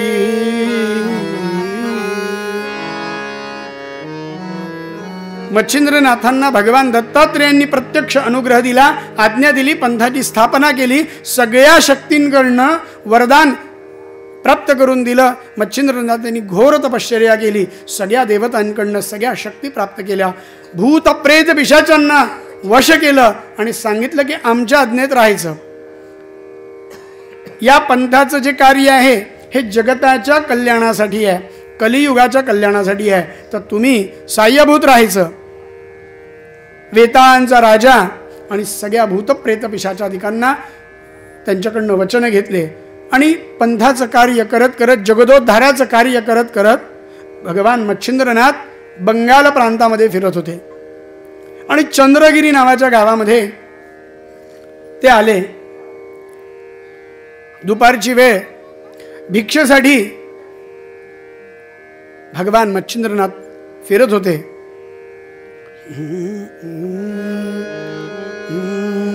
भिक्षाहारी निराहारी भिक्षा नैव प्रतिग्रह असंतो वापि संतो वा सोमपानंदिने दिने. भिक्षेचं जे महत्व आहे की भिक्षाहारी निराहारी भिक्षा नैव प्रतिग्रह, भिक्षा मागून खाल्लेलं अन्न म्हणजे भीक मागणं नव्हे. निराहारी व्यक्ती जसा असतो तसं भिक्षेचं अन्न सेवन करणारा जो असतो तो निराहारी प्रमाणेच ती भिक्षा ग्रहण करणारा असतो. असंतो वा पिसंतो वा सोमपानंदिने दिने. अमृतत्वाचे गुण म्हणजे भिक्षा असते. म्हणून भगवान दत्तात्रेय सुद्धा बरोबर दुपारी 12 वाजता भिक्षेला जातात. किंवा 12 वाजताची वेळ जी आहे, अतिथी येतो किंवा भगवान दत्तात्रेय कुठल्याही स्वरूपामध्ये भिक्षेसाठी दुपारी 12 वाजता येत असतात. आणि भगवान मच्छिंद्रनाथ दत्त स्वरूपच होते. एका घरासमोर गेले आणि भगवान मच्छिंद्रनाथांनी मोठ्याने आवाज दिला, ओम भवति भिक्षां देहि अलख निरंजन. त्या घरातली बाई तिने तो आवाज ऐकला. 12 वाजताची वेळ आहे, कुणी अतिथी आलेला आहे. मच्छिंद्रनाथांच्या आवाजामध्ये धीर गंभीरता होती. चुंबकापरी ओढून घेईल तुझ्याच चंचल चित्तारे. तसं त्या बाईला वाटलं कुणीतरी वेगळं आहे. तिने येऊन पाहिलं मच्छिंद्रनाथांचं ते स्वरूप. धिप्पाड शरीरेष्टी, रुद्राक्षाच्या माळा गळ्यामध्ये, भस्मांकित तनू, हातामध्ये त्रिशूल आहे, खांद्यावर झोळी आहे, कंथा आहे, शैली आहे, शृंगी आहे, हातामध्ये चिमटा आहे आणि त्या अलखाचा घोष करत ते त्यांच्या दारामध्ये उभे आहे. तिला क्षणभर ते दिसलेच नाही. तिला असं वाटलं की जणू काही भगवान दत्तात्रेयच तिच्या दारात आले की काय. मच्छिंद्रनाथांनी तिच्याकडे पाहिलं. ती घरात गेली, भिक्षा घेऊन आली. म्लान तिचा चेहरा होता, दुःख तिच्या चेहऱ्यावर दिसत होतं. तिने त्या दुःखद अंतःकरणाने नाथांना भिक्षा घातली. मच्छिंद्रनाथांनी तिच्याकडे पाहिलं, अंतःकरणात मनामध्ये हसले. अरे की कल्पवृक्ष तुझ्या दारी आलाय आणि मनामध्ये असा उद्वेग का. वाहिल्या उद्वेगे दुःखची केवळ. मच्छिंद्रनाथांनी त्रिकालाचं ज्ञान होतं, कालावर त्यांची सत्ता होती. मच्छिंद्रनाथांनी विचारलं की का बरं असं तुझं म्लान बदल आहे. तू भिक्षेला आली, एकटीच आलीस, कडेवर लहान लेकरू किंवा घरामध्ये तुझ्या कुठल्याही प्रकारचा किलबिलाट नाही. ती म्हणाली की महाराज, एवढंच फक्त दुःख आहे की मला संतती नाही. अनेक देवतांचे उपासना केली, साधना केली, तपश्चर्या केली, अनेक व्रतवैकल्य केले, पण मला अजूनही संतती झाली नाही. तो देव अजून माझ्यावर प्रसन्न झाला नाही.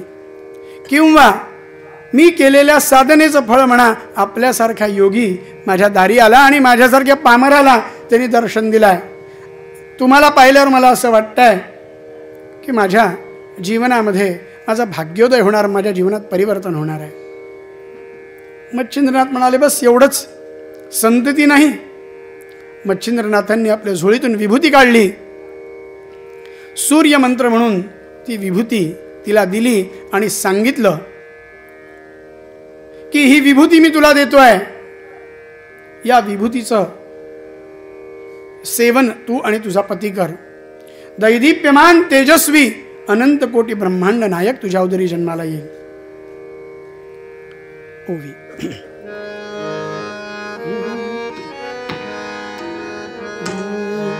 सूर्यमंत्र उच्चारोन मच्छिंद्रनाथ देती भस्मास. सांगती माते सेवल्यास ब्रह्मांड नायक जन्मी. अनंत कोटी ब्रह्मांड नायक तुझ्या उदराशी जन्माला येईल, तू काही काळजी करू नको म्हणाले. तिला आनंद झाला. मच्छिंद्रनाथांच्या पायावर डोकं ठेवलं, नमस्कार केला, आनंद झाला आणि मच्छिंद्रनाथ आपल्या मार्गाला निघाले. जाताना तिला म्हणाले की आई, मी चाललोय, पण मी 12 वर्षानंतर पुन्हा तुझ्या घरी येईल आणि तुला दिलेल्या विभूतीमुळे होणारी जी संतती आहे, जो पुत्र आहे, त्याला पाहायला मी अवश्य येईल. अतिशय आनंद. त्याच आनंदासोबत मनामध्ये कुठेतरी खरंच मला संतती होईल ना, हे खरंच अधिकारी आहेत ना, मनामध्ये द्वंद्व चालू होतं. पण आनंदही होता की मी न सांगता यांनी माझ्या अंतःकरणातलं ओळखून त्यांनी मला प्रसाद दिला. अतिशय आनंदात होती आणि मच्छिंद्रनाथ निघून गेले. आजूबाजूच्या बाया जमा झाल्या. त्यांनी विचारलं, का ग सरस्वती, आज तू खूप आनंदी आहेस, काय झालं. ती म्हणाली, अनेक व्रतवैकल्य उपासना साधना मी केल्या, पण मला आजतागायत कधी संतती झाली नाही. पण आज जो योगी माझ्या दाराशी भिक्षेला आला ना, जणू काही त्या अनुसूयेकडे जसे ब्रह्मा विष्णू महेश भिक्षेसाठी आले तसेच की काय प्रभू दत्तात्रेय स्वरूप ते होते. आणि त्यांनी मला ही विभूती दिली आणि त्यांनी सांगितलं की हिचं सेवन कर, तुला पुत्रप्राप्ती होईल. आणि माझ्या मनामध्ये हा विश्वास आता आलेला आहे की मला निश्चित संतती होणार. त्या बायांनी पाहिलं, त्या बाया त्यांनी तिचा बुद्धिभेद करण्याचा प्रयत्न सुरू केला. त्या म्हणाल्या, अगं असं अंगारा खाऊन जर पुत्र झाले असते तर जगामध्ये किती प्रजा निर्माण झाली असती. हे जे गोसावी असतात ना म्हणे, तो काही योगी किंवा दत्तप्रभू नव्हते, तो कोणी गोसावी असेल.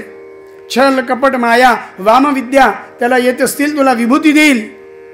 ही जी विभूती दिली आहे, या विभूतीच्या प्रभावाने तुला कुत्र मांजर कुठल्याही स्वरूपामध्ये तुझं परिवर्तन करेल आणि तुला पळवून नेईल म्हणाले. तिच्या मनामध्ये त्यांनी तो द्वंद्व निर्माण केला की विभूती खाऊन असं काही होत नसतं, अंगारा घेऊन असं काही होत नसतं. त्या सगळ्या ज्या होता, त्या सगळ्या जितक्या तिला सांगणाऱ्या होत्या, त्या सगळ्या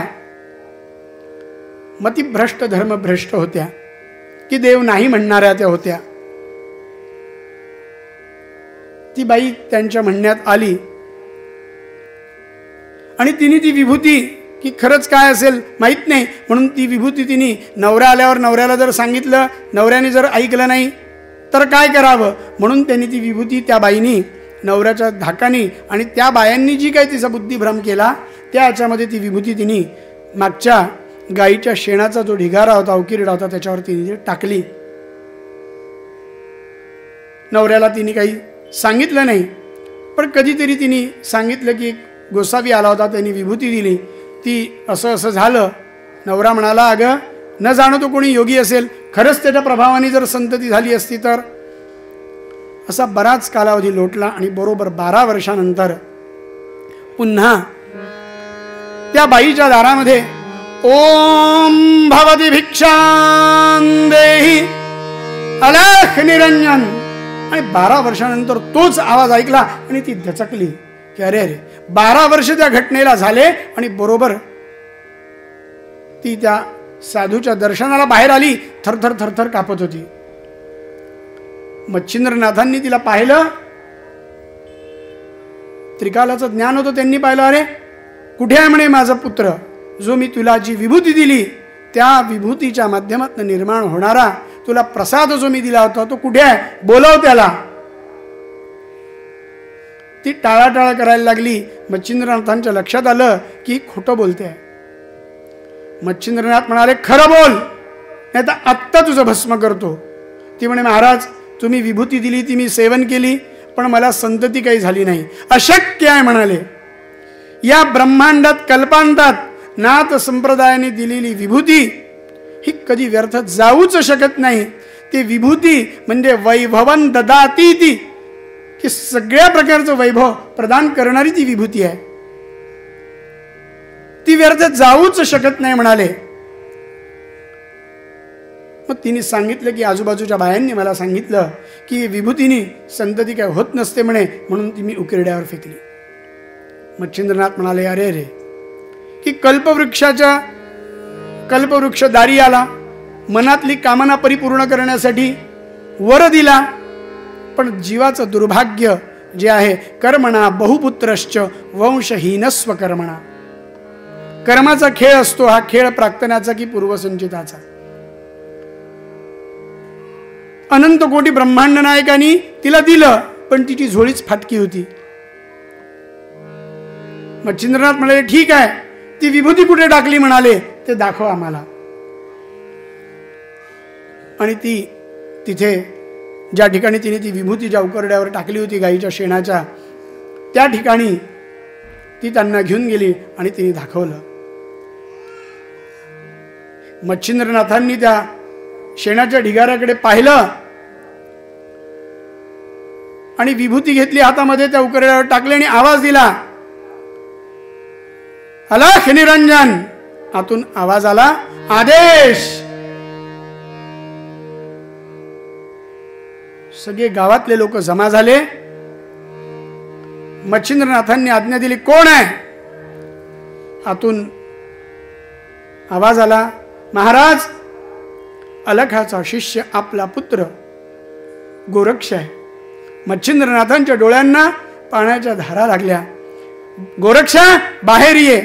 आणि बाहेर आला. 12 वर्षाचा तेजस्वी पुत्र समोर प्रकट झाला. आणि त्या बाईच्या मनामध्ये मात्र आता त्या पोराला पाहून अतिशय तेजस्वी गोर गोमट आणि सुदृढ बालक पाहिलं आणि तिच्या मनामध्ये ममता निर्माण झाली, आसक्ती निर्माण झाली आणि आपल्या भाग्याला ती कोसायला लागली की अरे रे, ज्या स्वामींनी मला खरोखर प्रसाद दिला, या बायांच्या ऐकण्यामध्ये येऊन मी तो प्रसाद व्यर्थ घालवला. आणि ती मच्छिंद्रनाथांना म्हणायला लागले की महाराज हा माझा आहे, मला द्या. ते म्हणाले नाही, मी तुला दिला होता, पण तुझं दुर्भाग्य आहे की तुला ते सांभाळता आलं नाही. गायीच्या त्या शेणामध्ये ती रक्षा असल्यामुळे त्याचं नाव गोरक्ष असं ठेवलं. मच्छिंद्रनाथांनी त्या बालकाच्या मस्तकावर हात ठेवला आणि सांगितलं की तो गोरक्ष आहे. जगातली पहिली गुरु शिष्याची जोडी अलौकिक अशी की मच्छिंद्रनाथांसारखा गुरु नाही आणि गोरक्षनाथांसारखा शिष्य नाही. अलौकिक. मच्छिंद्रनाथांप्रती गोरक्षनाथांची निष्ठा, भावना. गुरुरेव परब्रह्म तस्मै श्री गुरवे नमः. मच्छिंद्रनाथांनी गोरक्षनाथांचा हात धरला आणि त्यांना घेऊन पुढे निघाली. ती बाई रडायला लागली की महाराज माझा पुत्र आहे, मला द्या. ते म्हणाले नाही, हा तुझा नाही. कवी नारायणांनी त्या विभूतीच्या हरिनारायणांनी त्या विभूतीच्या माध्यमातनं त्या गाईच्या ढिगाऱ्यामध्ये प्रवेश केला होता. ते गोरक्षनाथ आणि मच्छिंद्रनाथ गोरक्षनाथांना घेऊन निघाले. 12 वर्षाचे गोरक्षनाथ आहे. मच्छिंद्रनाथांसारखे गुरु आहेत. गुरूंनी मस्तकावर हात ठेवला आणि त्या गोरक्षनाथांना ज्ञान द्यायला सुरुवात केली. पायी पायी पायी पायी तीर्थयात्रा करत करत, जगदोद्धार करत करत आणि गोरक्षनाथांना घडवत होते. नाथपंथामध्ये अतिशय कठोर परीक्षा शिष्याची, साधकाची घेतली जाते आणि परीक्षेशिवाय काहीच दिलं जात नाही. शाळेच्या ज्या परीक्षा असतात त्या 30-35% पासिंगवाले असतात, पण अध्यात्मातली आणि नाथपंथामधली जी परंपरा, जी परीक्षा असते ना, ती इतकी कठोर असते की या जगताचे कुठलेही नियम, माया, मोहबंधनं हे कुठेच त्याला लागू होत नाही. त्या शिष्याला धारधार तलवारीच्या धारेच्या टोकावर उभं करतात आणि त्याच्यावरनं त्याला चालायला लावतात. तो पडू नये ही काळजी सुद्धा सद्गुरू घेत असतात की समर्थांनी जसं सांगितलं अखंड सावधान असावे, त्याप्रमाणे गुरु शिष्याची परीक्षा सदैव घेत असतात. आपल्याला दिसतं आपले सद्गुरू कार्य करत असतात की आपण सगळे सेवा करतो, चांगले पदार्थ सद्गुरूंना खायला देतो, त्यांचे मागे पुढे आपण करतो, ते म्हणतील ते करतो, पण त्यांना होणाऱ्या यातना ज्या असतात ना, त्या यातना आपण कधी समजून घेत नाही. कर्माचा टाहो सद्गुरू फोडत असतात. अंतःकरणाच्या तळापासून आपल्याला ते सांगत असतात की उपासना करा, साधना करा, कर्म करा. पण आपल्या जन्मजन्मांतराची पातकं जी असतात ना, ती तिथपर्यंत पोहोचूच शकत नाही. मस्तकी सहावे टाकी असी जाणं, तेव्हा देवपण भोगावे ते. गोरक्षनाथांना मच्छिंद्रनाथ घडवत होते, त्यांच्या वेगवेगळ्या परीक्षा पाहत होते आणि जगन्नाथपुरीला मच्छिंद्रनाथ गोरक्षनाथांना घेऊन निघाले.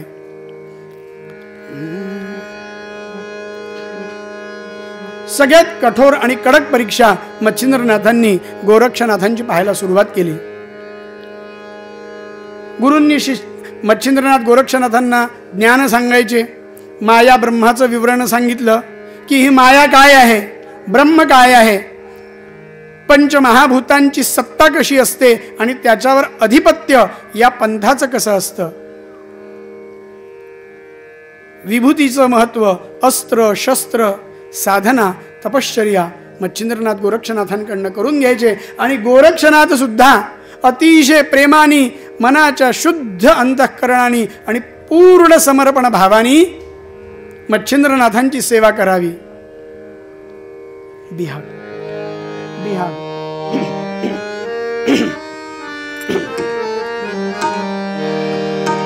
गुरु तोची देव ऐसा ठेवी भाव, गुरु तोची देव देव ऐसा ठेवी भाव.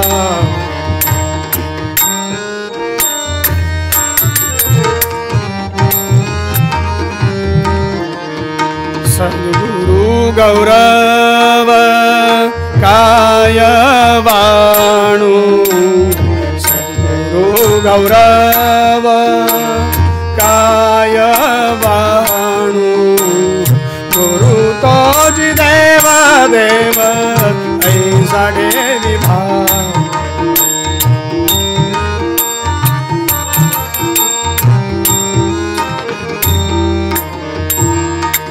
गोरक्षनाथांचं मच्छिंद्रनाथांच्या प्रतिभाव, गुरु तोची देव ऐसा ठेवी भाव, की सगळ्या 33 कोटी देवता म्हणजे माझे सद्गुरू आहे. छोट्या गोरक्षनाथांनी मच्छिंद्रनाथांची सेवा कशी करावी, मच्छिंद्रनाथ योग निद्रेतून उठण्यापूर्वी गोरक्षनाथांनी उठावं, मच्छिंद्रनाथांच्या स्नानाची व्यवस्था करावी, साधनेसाठी अखंड धुनीसाठी त्यांनी लाकडं गोळा करून आणावी, ती धुनी प्रज्वलित करावी. मच्छिंद्रनाथांचं स्नान झालं की त्यांचे वस्त्र धुवून ती वाळात घालावी आणि पूजेला लागणारं, साधनेला लागणारं सगळी तयारी गोरक्षनाथांनी करावी. मच्छिंद्रनाथांनी गोरक्षनाथांकडे अतिशय कौतुकाने पाहावं, अत्यंत प्रेमाने पाहावं. गुरु सद्गुरू आपल्या शिष्याकडे ज्या प्रेमाने पाहतात ना, केवळ जशी आई आपल्या बालकाकडे प्रेमाने पाहते तसे सद्गुरूंचं असतं. आणि त्या कनकगिरी गावामध्ये मच्छिंद्रनाथ गोरक्षनाथ आले आणि गोरक्षनाथांच्या परीक्षेचा दिवस होता. गोरक्षनाथांनी गुरूंची सगळी सेवा केली आणि माध्यान्नाची वेळ आली आणि भिक्षा मागायला, गुरूंचं भोजन करायचं. गोरक्षनाथ भिक्षा मागून आणायचे, मच्छिंद्रनाथांच्या समोर ती भिक्षा ठेवायचे.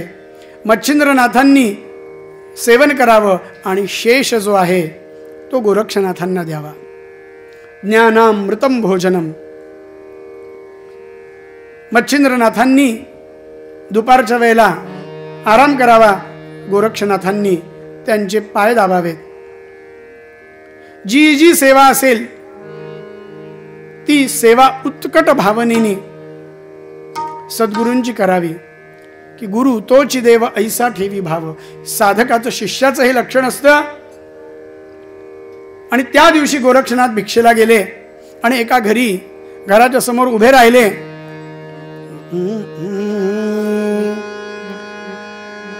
त्यांनी त्या घरासमोर भिक्षेचा नियम आहे की भिक्षा मागायला ज्या वेळेला जातात त्यावेळेला 3 वेळा फक्त आवाज द्यायचा असतो. गोदोहन कालपर्यंत, गायीची धार काढण्याला जेवढा वेळ लागतो तितकाच काळ फक्त तिथे थांबायचं आणि तिथे भिक्षा जर नाही घातली तर काही न बोलता मनातून आशीर्वाद देऊन पुढे जायचं आहे. हा भिक्षेचा नियम आहे. मच्छिंद्रनाथांनी गोरक्षनाथांना घडवायला सुरुवात केलेली होती. गोरक्षनाथ सुद्धा जसा गुरु तसा शिष्य. त्यांची मच्छिंद्रनाथांची ज्या पद्धतीने जी भावना भगवान दत्तात्रेयांप्रती होती तीच गोरक्षनाथांची त्यांच्याप्रती होती.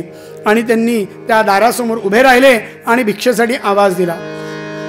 ओम भवति भिक्षां देहि, ओम भवति भिक्षां देहि.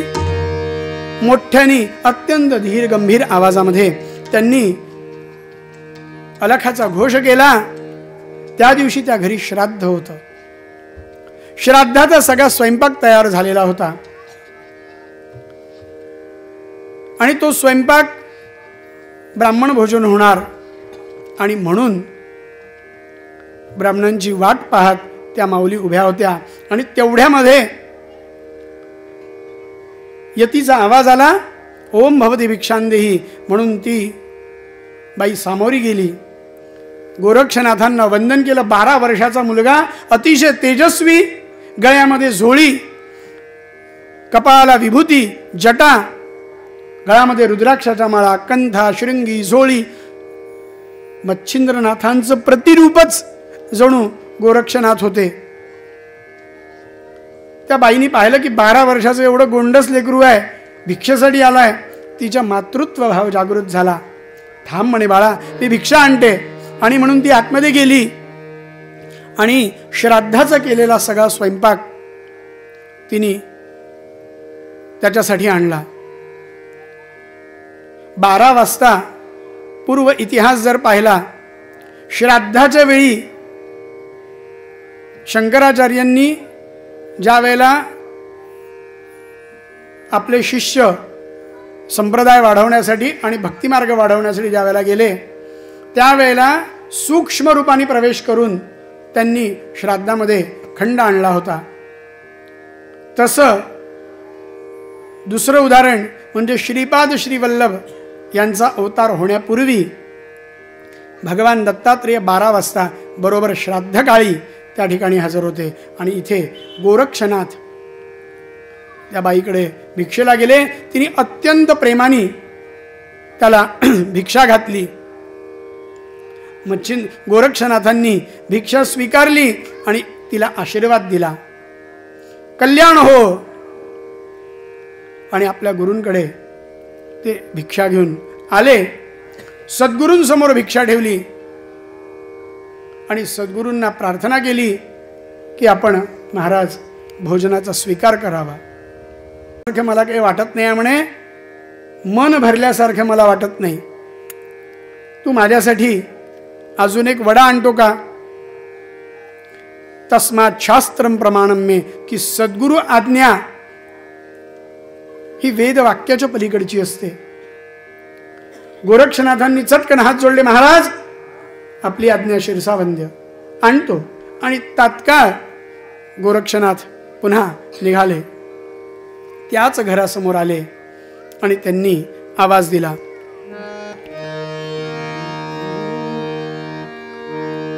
ओम भवती भिक्षां देहि अलख निरंजन.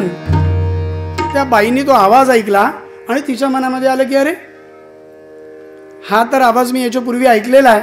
म्हणून बाहेर येऊन पाहिलं. पाहते तो तोच मुलगा. ती म्हणे, का रे, तुला आत्ताच मी भिक्षा दिली होती, तू आता परत का आला? तो म्हणाला, माते, आपण जी भिक्षा दिली ना, आपल्या अंतःकरणापासून शुद्ध अंतःकरणाने आपण जी भिक्षा दिली, त्या भिक्षेला मी माझ्या सद्गुरूंना जेव्हा समर्पित केलं, माझ्या सद्गुरूंना खूप आवडलं म्हणे भोजन. आणि माझ्या सद्गुरूंना इतकं आवडलं की आपण जे वडे केलेले आहेत ना म्हणे, ते माझ्या सद्गुरूंना अजून खाण्याची इच्छा आहे. म्हणून सद्गुरूंनी मला आज्ञा केली की मला वडा आणून दे, आणि माझी इच्छा आहे की आपण एक मला वडा द्यावा. आणि ती बाई त्याला बोलायला लागली, कसला तुझा गुरु रे म्हणे, थोतांड आहे म्हणे, त्याचं अन्नामध्ये लक्ष आहे म्हणे, त्यांनी अजून जीभ जिंकलेली नाही म्हणे तुझ्या गुरुनी. गोसाव्यानी, यतीनी, संन्याशानी एकदा जे दिलं तेवढंच त्यांनी खावं. करपात्र हे त्यांचं भोजन पात्र असतं, तेवढंच त्यांनी खावं. हे जिभेचे चोचले आणि तुमच्यासारखे शिष्यांना, लहान पोरांना ते पुढे पाठवतात आणि त्यांच्या इच्छा, त्यांच्या कामना त्या पूर्ण करतात. गोरक्षनाथांच्या कानामध्ये जणू काही गरम तेल ओतलं आपल्या गुरुबद्दल. पण गुरूंची इच्छा पूर्ण करायची, गुरुची आज्ञा पूर्ण करायची, त्या बाईला ते म्हणाले, मारू घ्या.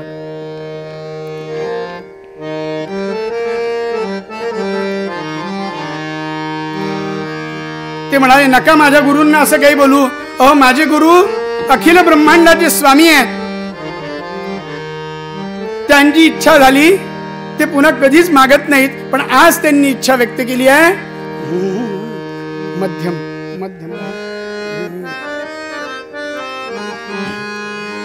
माझा श्री गुरुराज दयाळ, माझा श्री गुरु राज दया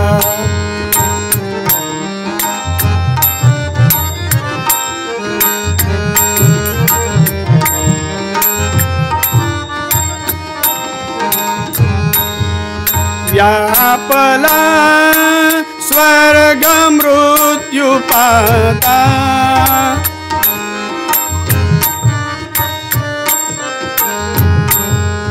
माझा श्री गुरु राज दया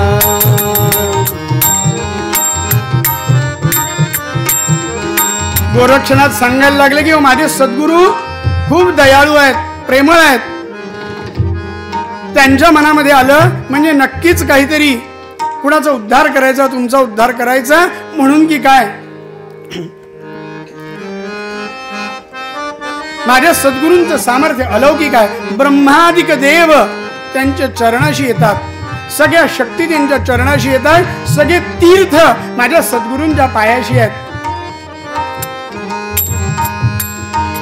सकल दैवते याचे ठाई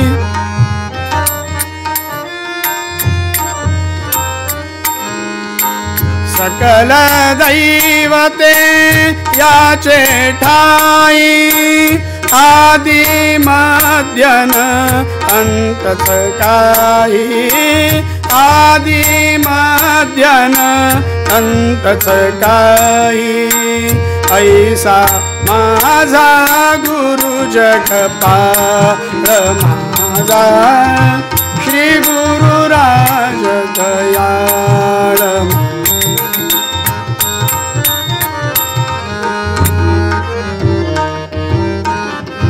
ती बाई म्हणायला लागली, अरे जी तू वर्णन करतोय, ज्याचं वर्णन तू करतोय, तू पुन्हा पुन्हा खायला मागतोय आणि तुला पाठवतोय, तुला लाज वाटत नाही. मच्छिंद्र गोरक्षनाथांचा जीव कासावीस व्हायला लागला. त्यांनी त्या बाईच्या पाया पडले. दिंडी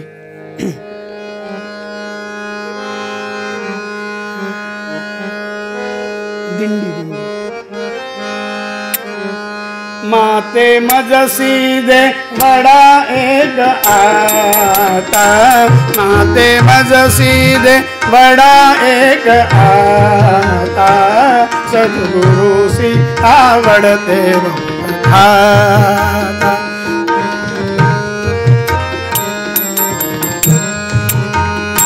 तू मागसी ते देई मी आता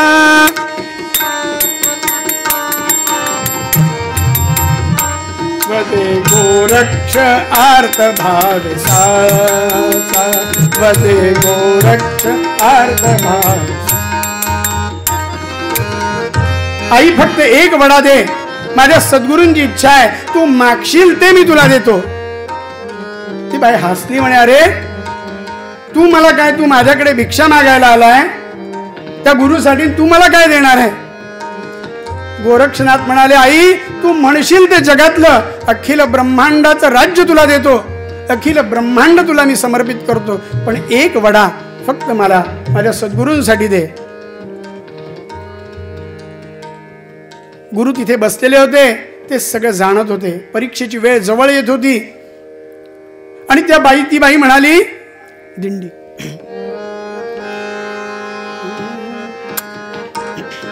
सद्गुरु तव असति सामर्थ्यशाली सद्गुरु ते तव अस्ति समर्थ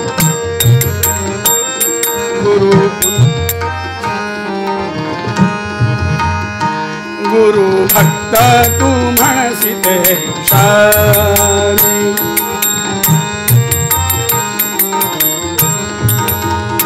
वडा देते ती शरत एक आता. ती म्हणाली, मी तुला देते वडा, पण माझी एक अट आहे, ती अट जर तू पूर्ण करणार असशील तरच मी तुला वडा देईल. गोरक्षनाथ म्हणाले, तू माझे प्राण जरी मागितले ना तरी माझ्या सद्गुरूंसाठी ते प्राण ते त्यांनीच मला दिलेले आहे. त्वदीयं वस्तु गोविंद तुभ्यमेव समर्पये. त्यांनी दिलेले प्राण आहेत, ती प्राण सुद्धा मी तुला देतो, पण एक वडा फक्त माझ्या सद्गुरूंसाठी दे.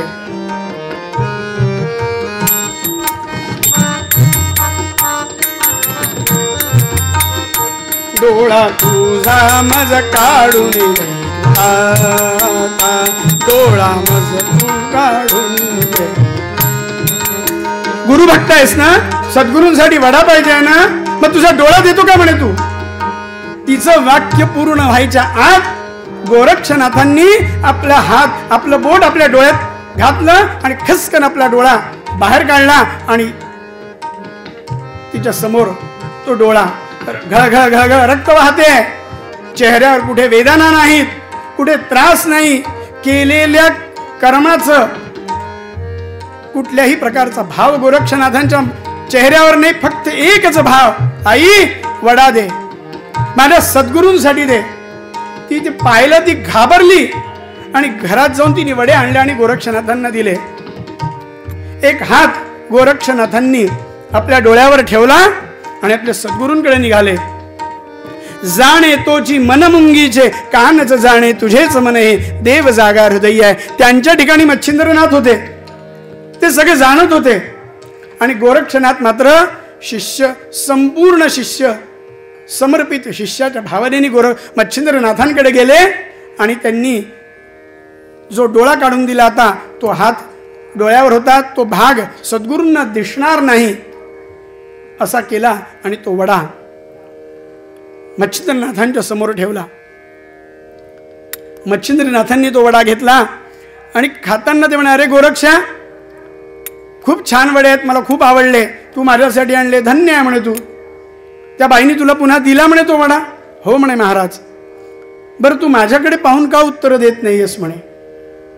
गोरक्षनाथ म्हणाले, महाराज आपण आधी वडा भक्षण करा, ते काही नाही म्हणे, तू आधी माझ्याकडे पाहून बोल म्हणे. शिष्यत्वाचं लक्षण असं असतं की गुरु ज्या वेळेला आपल्याकडे बोलत असतात, पूर्ण अनुसंधान सद्गुरूकडे ठेवून, इंद्रियांची कान करून सद्गुरू काय म्हणतात ते ऐकायचं असतं. आणि त्या ताकदीचे ते शिष्य होते. गोरक्षनाथ विनंती करत होते, महाराज आपण हा वडा खा. ते मच्छिंद्रनाथ होते. मच्छिंद्रनाथ म्हणाले, नाही तू माझ्याकडे पहा, गुरु आज्ञा, तू जर माझ्याकडे पाहणार नाही मी हा वडा खाणार नाही. गोरक्षनाथ समर्पित शिष्य होते, त्यांनी मच्छिंद्रनाथांकडे पाहिलं. तो रक्तबंबाळ झालेला डोळा हातामध्ये होता, डोळ्यातनं घळ घळ घळ घळ रक्त वाहत होतं. 12 वर्षाचं गोंडस लेकरू आणि ते रक्तबंबाळ झालेलं. मच्छिंद्रनाथांनी पाहिलं की माझ्यासाठी आपला डोळा, एका वड्यासाठी आपला डोळा देणारा शिष्य या जगतामध्ये नाहीये. आणि मच्छिंद्रनाथांनी आण इकडे तो डोळा, आणि मच्छिंद्रनाथांनी तो डोळा घेतला आणि गोरक्षनाथांच्या डोळ्याला तो लावला आणि त्यांच्यावर, त्या डोळ्यावरनं हात फिरवला. पुन्हा डोळा जसाच्या तसा. आणि मच्छिंद्रनाथांनी गोरक्षनाथांना आलिंगन दिलं आणि आपलं सगळं ज्ञान गोरक्षनाथांना त्यांनी दिलं. की गोरक्षनाथांसारखं शिष्य नाही. आपण आपल्या सद्गुरूंनी दिलेल्या आज्ञेचं किती पालन करतो. ज्या संप्रदायाचे, ज्या पंथाचे आपण पाईक आहोत, शिष्य आहोत, त्या पंथामध्ये अशा अलौकिक परीक्षा गुरुनी आपल्या शिष्यांच्या घेतलेल्या, या जगताच्या नियमाच्या पलीकडच्या गोष्टी, पंचमहाभूतांच्या देहावर या पंथाचं सामर्थ्य आहे. योगाभ्यानंद व्यंकटनाथ महाराजांकडे जेव्हा एक शिष्य आली आणि व्यंकटनाथ महाराजांनी तिला नारळ तिच्या ओटीत दिलं आणि सांगितलं की बाळ 2.5 वर्षांनी 1.5 वर्षांनी पाळणा हालेल. आणि बरोबर 1.5 वर्षांनी संतती प्राप्त झाली. त्या स्त्रीच्या ठिकाणी संतती निर्माण करण्यासाठी आवश्यक असणारं गर्भाशयच नव्हतं. नाथ पंथाच्या सिद्धतेनी, सामर्थ्यानी योगाभ्यानंद व्यंकटनाथ महाराजांनी लीलया सहज त्या ठिकाणी ते निर्माण केलं, नैसर्गिक वाढ केली आणि संतती त्या ठिकाणी निर्माण झाली. हे या पंथाचं सामर्थ्य आहे की मच्छिंद्रनाथांनी तो डोळा पुन्हा जागेवर बसवला. गोरक्षनाथांची तयारी किती करून घेतली मच्छिंद्रनाथांनी की ज्या वेळेला मच्छिंद्रनाथ त्या राजाच्या शरीरामध्ये 12 वर्ष होते, त्यावेळेला आपला देह त्यांनी मच्छिंद्रनाथांना, गोरक्षनाथांना सांभाळायला दिला होता. गोरक्षनाथांनी तो एका गुहेमध्ये ठेवला आणि ते तपश्चर्येला गेले. त्यावेळेला त्या राणीला हे कळलं. तिने मच्छिंद्रनाथांच्या देहाचे तुकडे तुकडे केले आणि ते पाण्यात सोडून दिले. माशांनी ते गिळले आणि वीरभद्रानी ते घेऊन गेला. त्याच्याशी युद्ध करून 12 वर्षानंतर जेव्हा गोरक्षनाथ आले, आपल्या सद्गुरूंचा देह वीरभद्राकडनं त्यांनी वापस घेतला आणि ते सगळे तुकडे पुन्हा एका ठिकाणी लावून आपल्या गुरूंना पुन्हा मूर्त स्वरूपात आणलं. हे अलौकिक सामर्थ्य त्या मच्छिंद्रनाथांच्या कृपेने गोरक्षनाथांना प्राप्त झालेलं. सेवेने लाभते जीवा शक्ती अद्भुत केवळ. आणि संप्रदायामध्ये जर पाहिलं तर माधवनाथांनी व्यंकटनाथांमध्ये प्रवेश केला, व्यंकटनाथांनी नरेंद्रनाथ महाराजांमध्ये प्रवेश केला. मच्छिंद्रनाथांनी गोरक्षनाथांवर कृपा केली, तशी कृपा तुमच्या आमच्यावर राहो. आणि त्यांनी जी गुरूंची सेवा केली, गुरु आज्ञा किंवा गुरु आज्ञेसाठी आपला देह सुद्धा समर्पित करण्याची भूमिका त्यांची होती. त्यातला एक अंशांश जरी आपल्याला प्राप्त झाला तरी आपल्या या जन्माचं सार्थक होईल. मच्छिंद्रनाथांनी गोरक्षनाथांना कृपानुग्रह केला. भगवान दत्तात्रेयांची कृपा, भगवान दत्तात्रेयांचं दर्शन त्यांना घडवलं आणि अनेक देवतांकडनं अबाधित वचनं त्यांना प्राप्त करून दिली. आणि या गुरु शिष्याच्या जोडीने जे अलौकिक कार्य केलं, आज इतक्या वर्षानंतरही भगवान मच्छिंद्रनाथ आणि भगवान गोरक्षनाथ, दादा गुरु त्यांना म्हटलं जातं मच्छिंद्रनाथांना,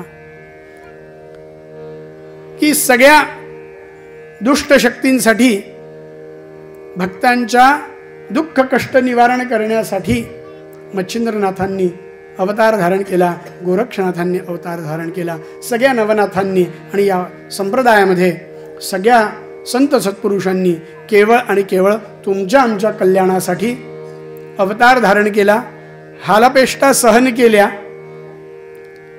आपलं दुःख, आपले कष्ट, आपला त्रास त्यांनी कधीच कोणाला सांगितला नाही, कधी कोणाला जाणवू दिला नाही. ते भोग समजून ते सगळे दुःख कष्ट त्रास सद्गुरू सहन करत असतात. म्हणून सद्गुरू जे सांगतात ते निश्चित करावं, त्यात आपलंच कल्याण आहे. म्हणून सद्गुरू जे सांगतात की सातत्याने कर्म करा, उपासना करा, साधना करा, या गुरुचरित्र सप्ताहामध्ये आपण ती उपासना साधना करूयात. अखंड सद्गुरूंची सेवा करू. जसं पंढरपूरची वारी असते, लोक शेगावला वाऱ्या करतात, तिरुपतीला जातात, तसं आपलं शेगाव, आपलं पंढरपूर, आपली काशी, आपला विश्वनाथ म्हणजे आपले सद्गुरू आहेत. म्हणून आपण दर महिन्याला, निदान 6 महिन्याला, निदान वर्षातनं एकदा शक्तिपीठाची वारी करावी, सद्गुरूंचं दर्शन घ्यावं, सद्गुरूंच्या मार्गदर्शनाने इथे राहून उपासना करावी. या स्थानाचं, आपल्या सद्गुरूंच्या कार्याचा प्रचार प्रसार सगळीकडे आपण करावा. आपल्या सद्गुरूंचा अभिमान आपल्याला असायला हवा. सद्गुरूंनी हे कल्पवृक्षाचं जे स्थान निर्माण केलं आहे, हे तुमच्या आमच्यासाठी केलेलं आहे. इथे राहून इथल्या स्थानाची, इथल्या सिद्धतेची अनुभूती जे घेतात, अलौकिक अनुभूती असते, शब्दातीत असते. त्याप्रमाणे आपण नियम करू की आपण शक्तिपीठामध्ये ज्याला ज्या वेळेला वेळ आहे, 2 दिवस, 4 दिवस, 8 दिवस, 15 दिवस, की ज्याप्रमाणे नरेंद्रनाथ महाराजांनी देवगावला जाऊन व्यंकटनाथ महाराजांची सेवा केली. पडेल ते काम, नदीवरनं पाणी आणायचं, उत्सवामध्ये स्वयंपाक करायचा, ज्या वेळेला वेळ मिळेल त्यावेळेला देवगावला जाऊन महाराजांच्या तिथे जुन्या काळात जी काही त्यावेळेची शौचालयाची व्यवस्था होती ती साफ करण्यापासूनची सेवा, की मी स्वतः चार्टर्ड अकाउंटंट आहे, श्रीमंत आहे, गाडी घोडी सगळं माझ्याकडे आहे, मी हे काम करणार नाही, हा भाव नव्हता. गुरु तोची देव ऐसा ठेवी भाव, सद्गुरु गौरव काय वाणू. की ते सद्गुरु अखिल ब्रह्मांड, की माझ्या जीवनाचं निजतत्व माझे सद्गुरु आहे. छोट्यातलं छोटं गुरुच्या घरचं काम म्हणजे सद्गुरूंची सेवा आहे. दाखवण्यासाठी केलेलं काम म्हणजे सेवा नाही. जाणून स्वतःसाठी केलेलं आपलं शक्तिपीठ हे आपल्या सद्गुरूंचं ठिकाण आहे. या भावनेने, उत्कट भावनेने जर आपण सेवा केली तर सद्गुरूंची कृपा आपल्यावर निश्चितच आहे. आपण काहीच करत नाही तरीही सद्गुरू आपल्यावर कृपा करतात. हे सद्गुरूंचं मोठेपण आहे.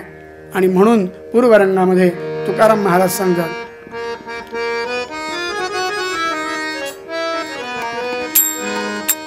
आपणा सारीखे करीती तात्काळ, आपणा सारीखे करीती तात्काळ, नाही काळ वेळ कयाला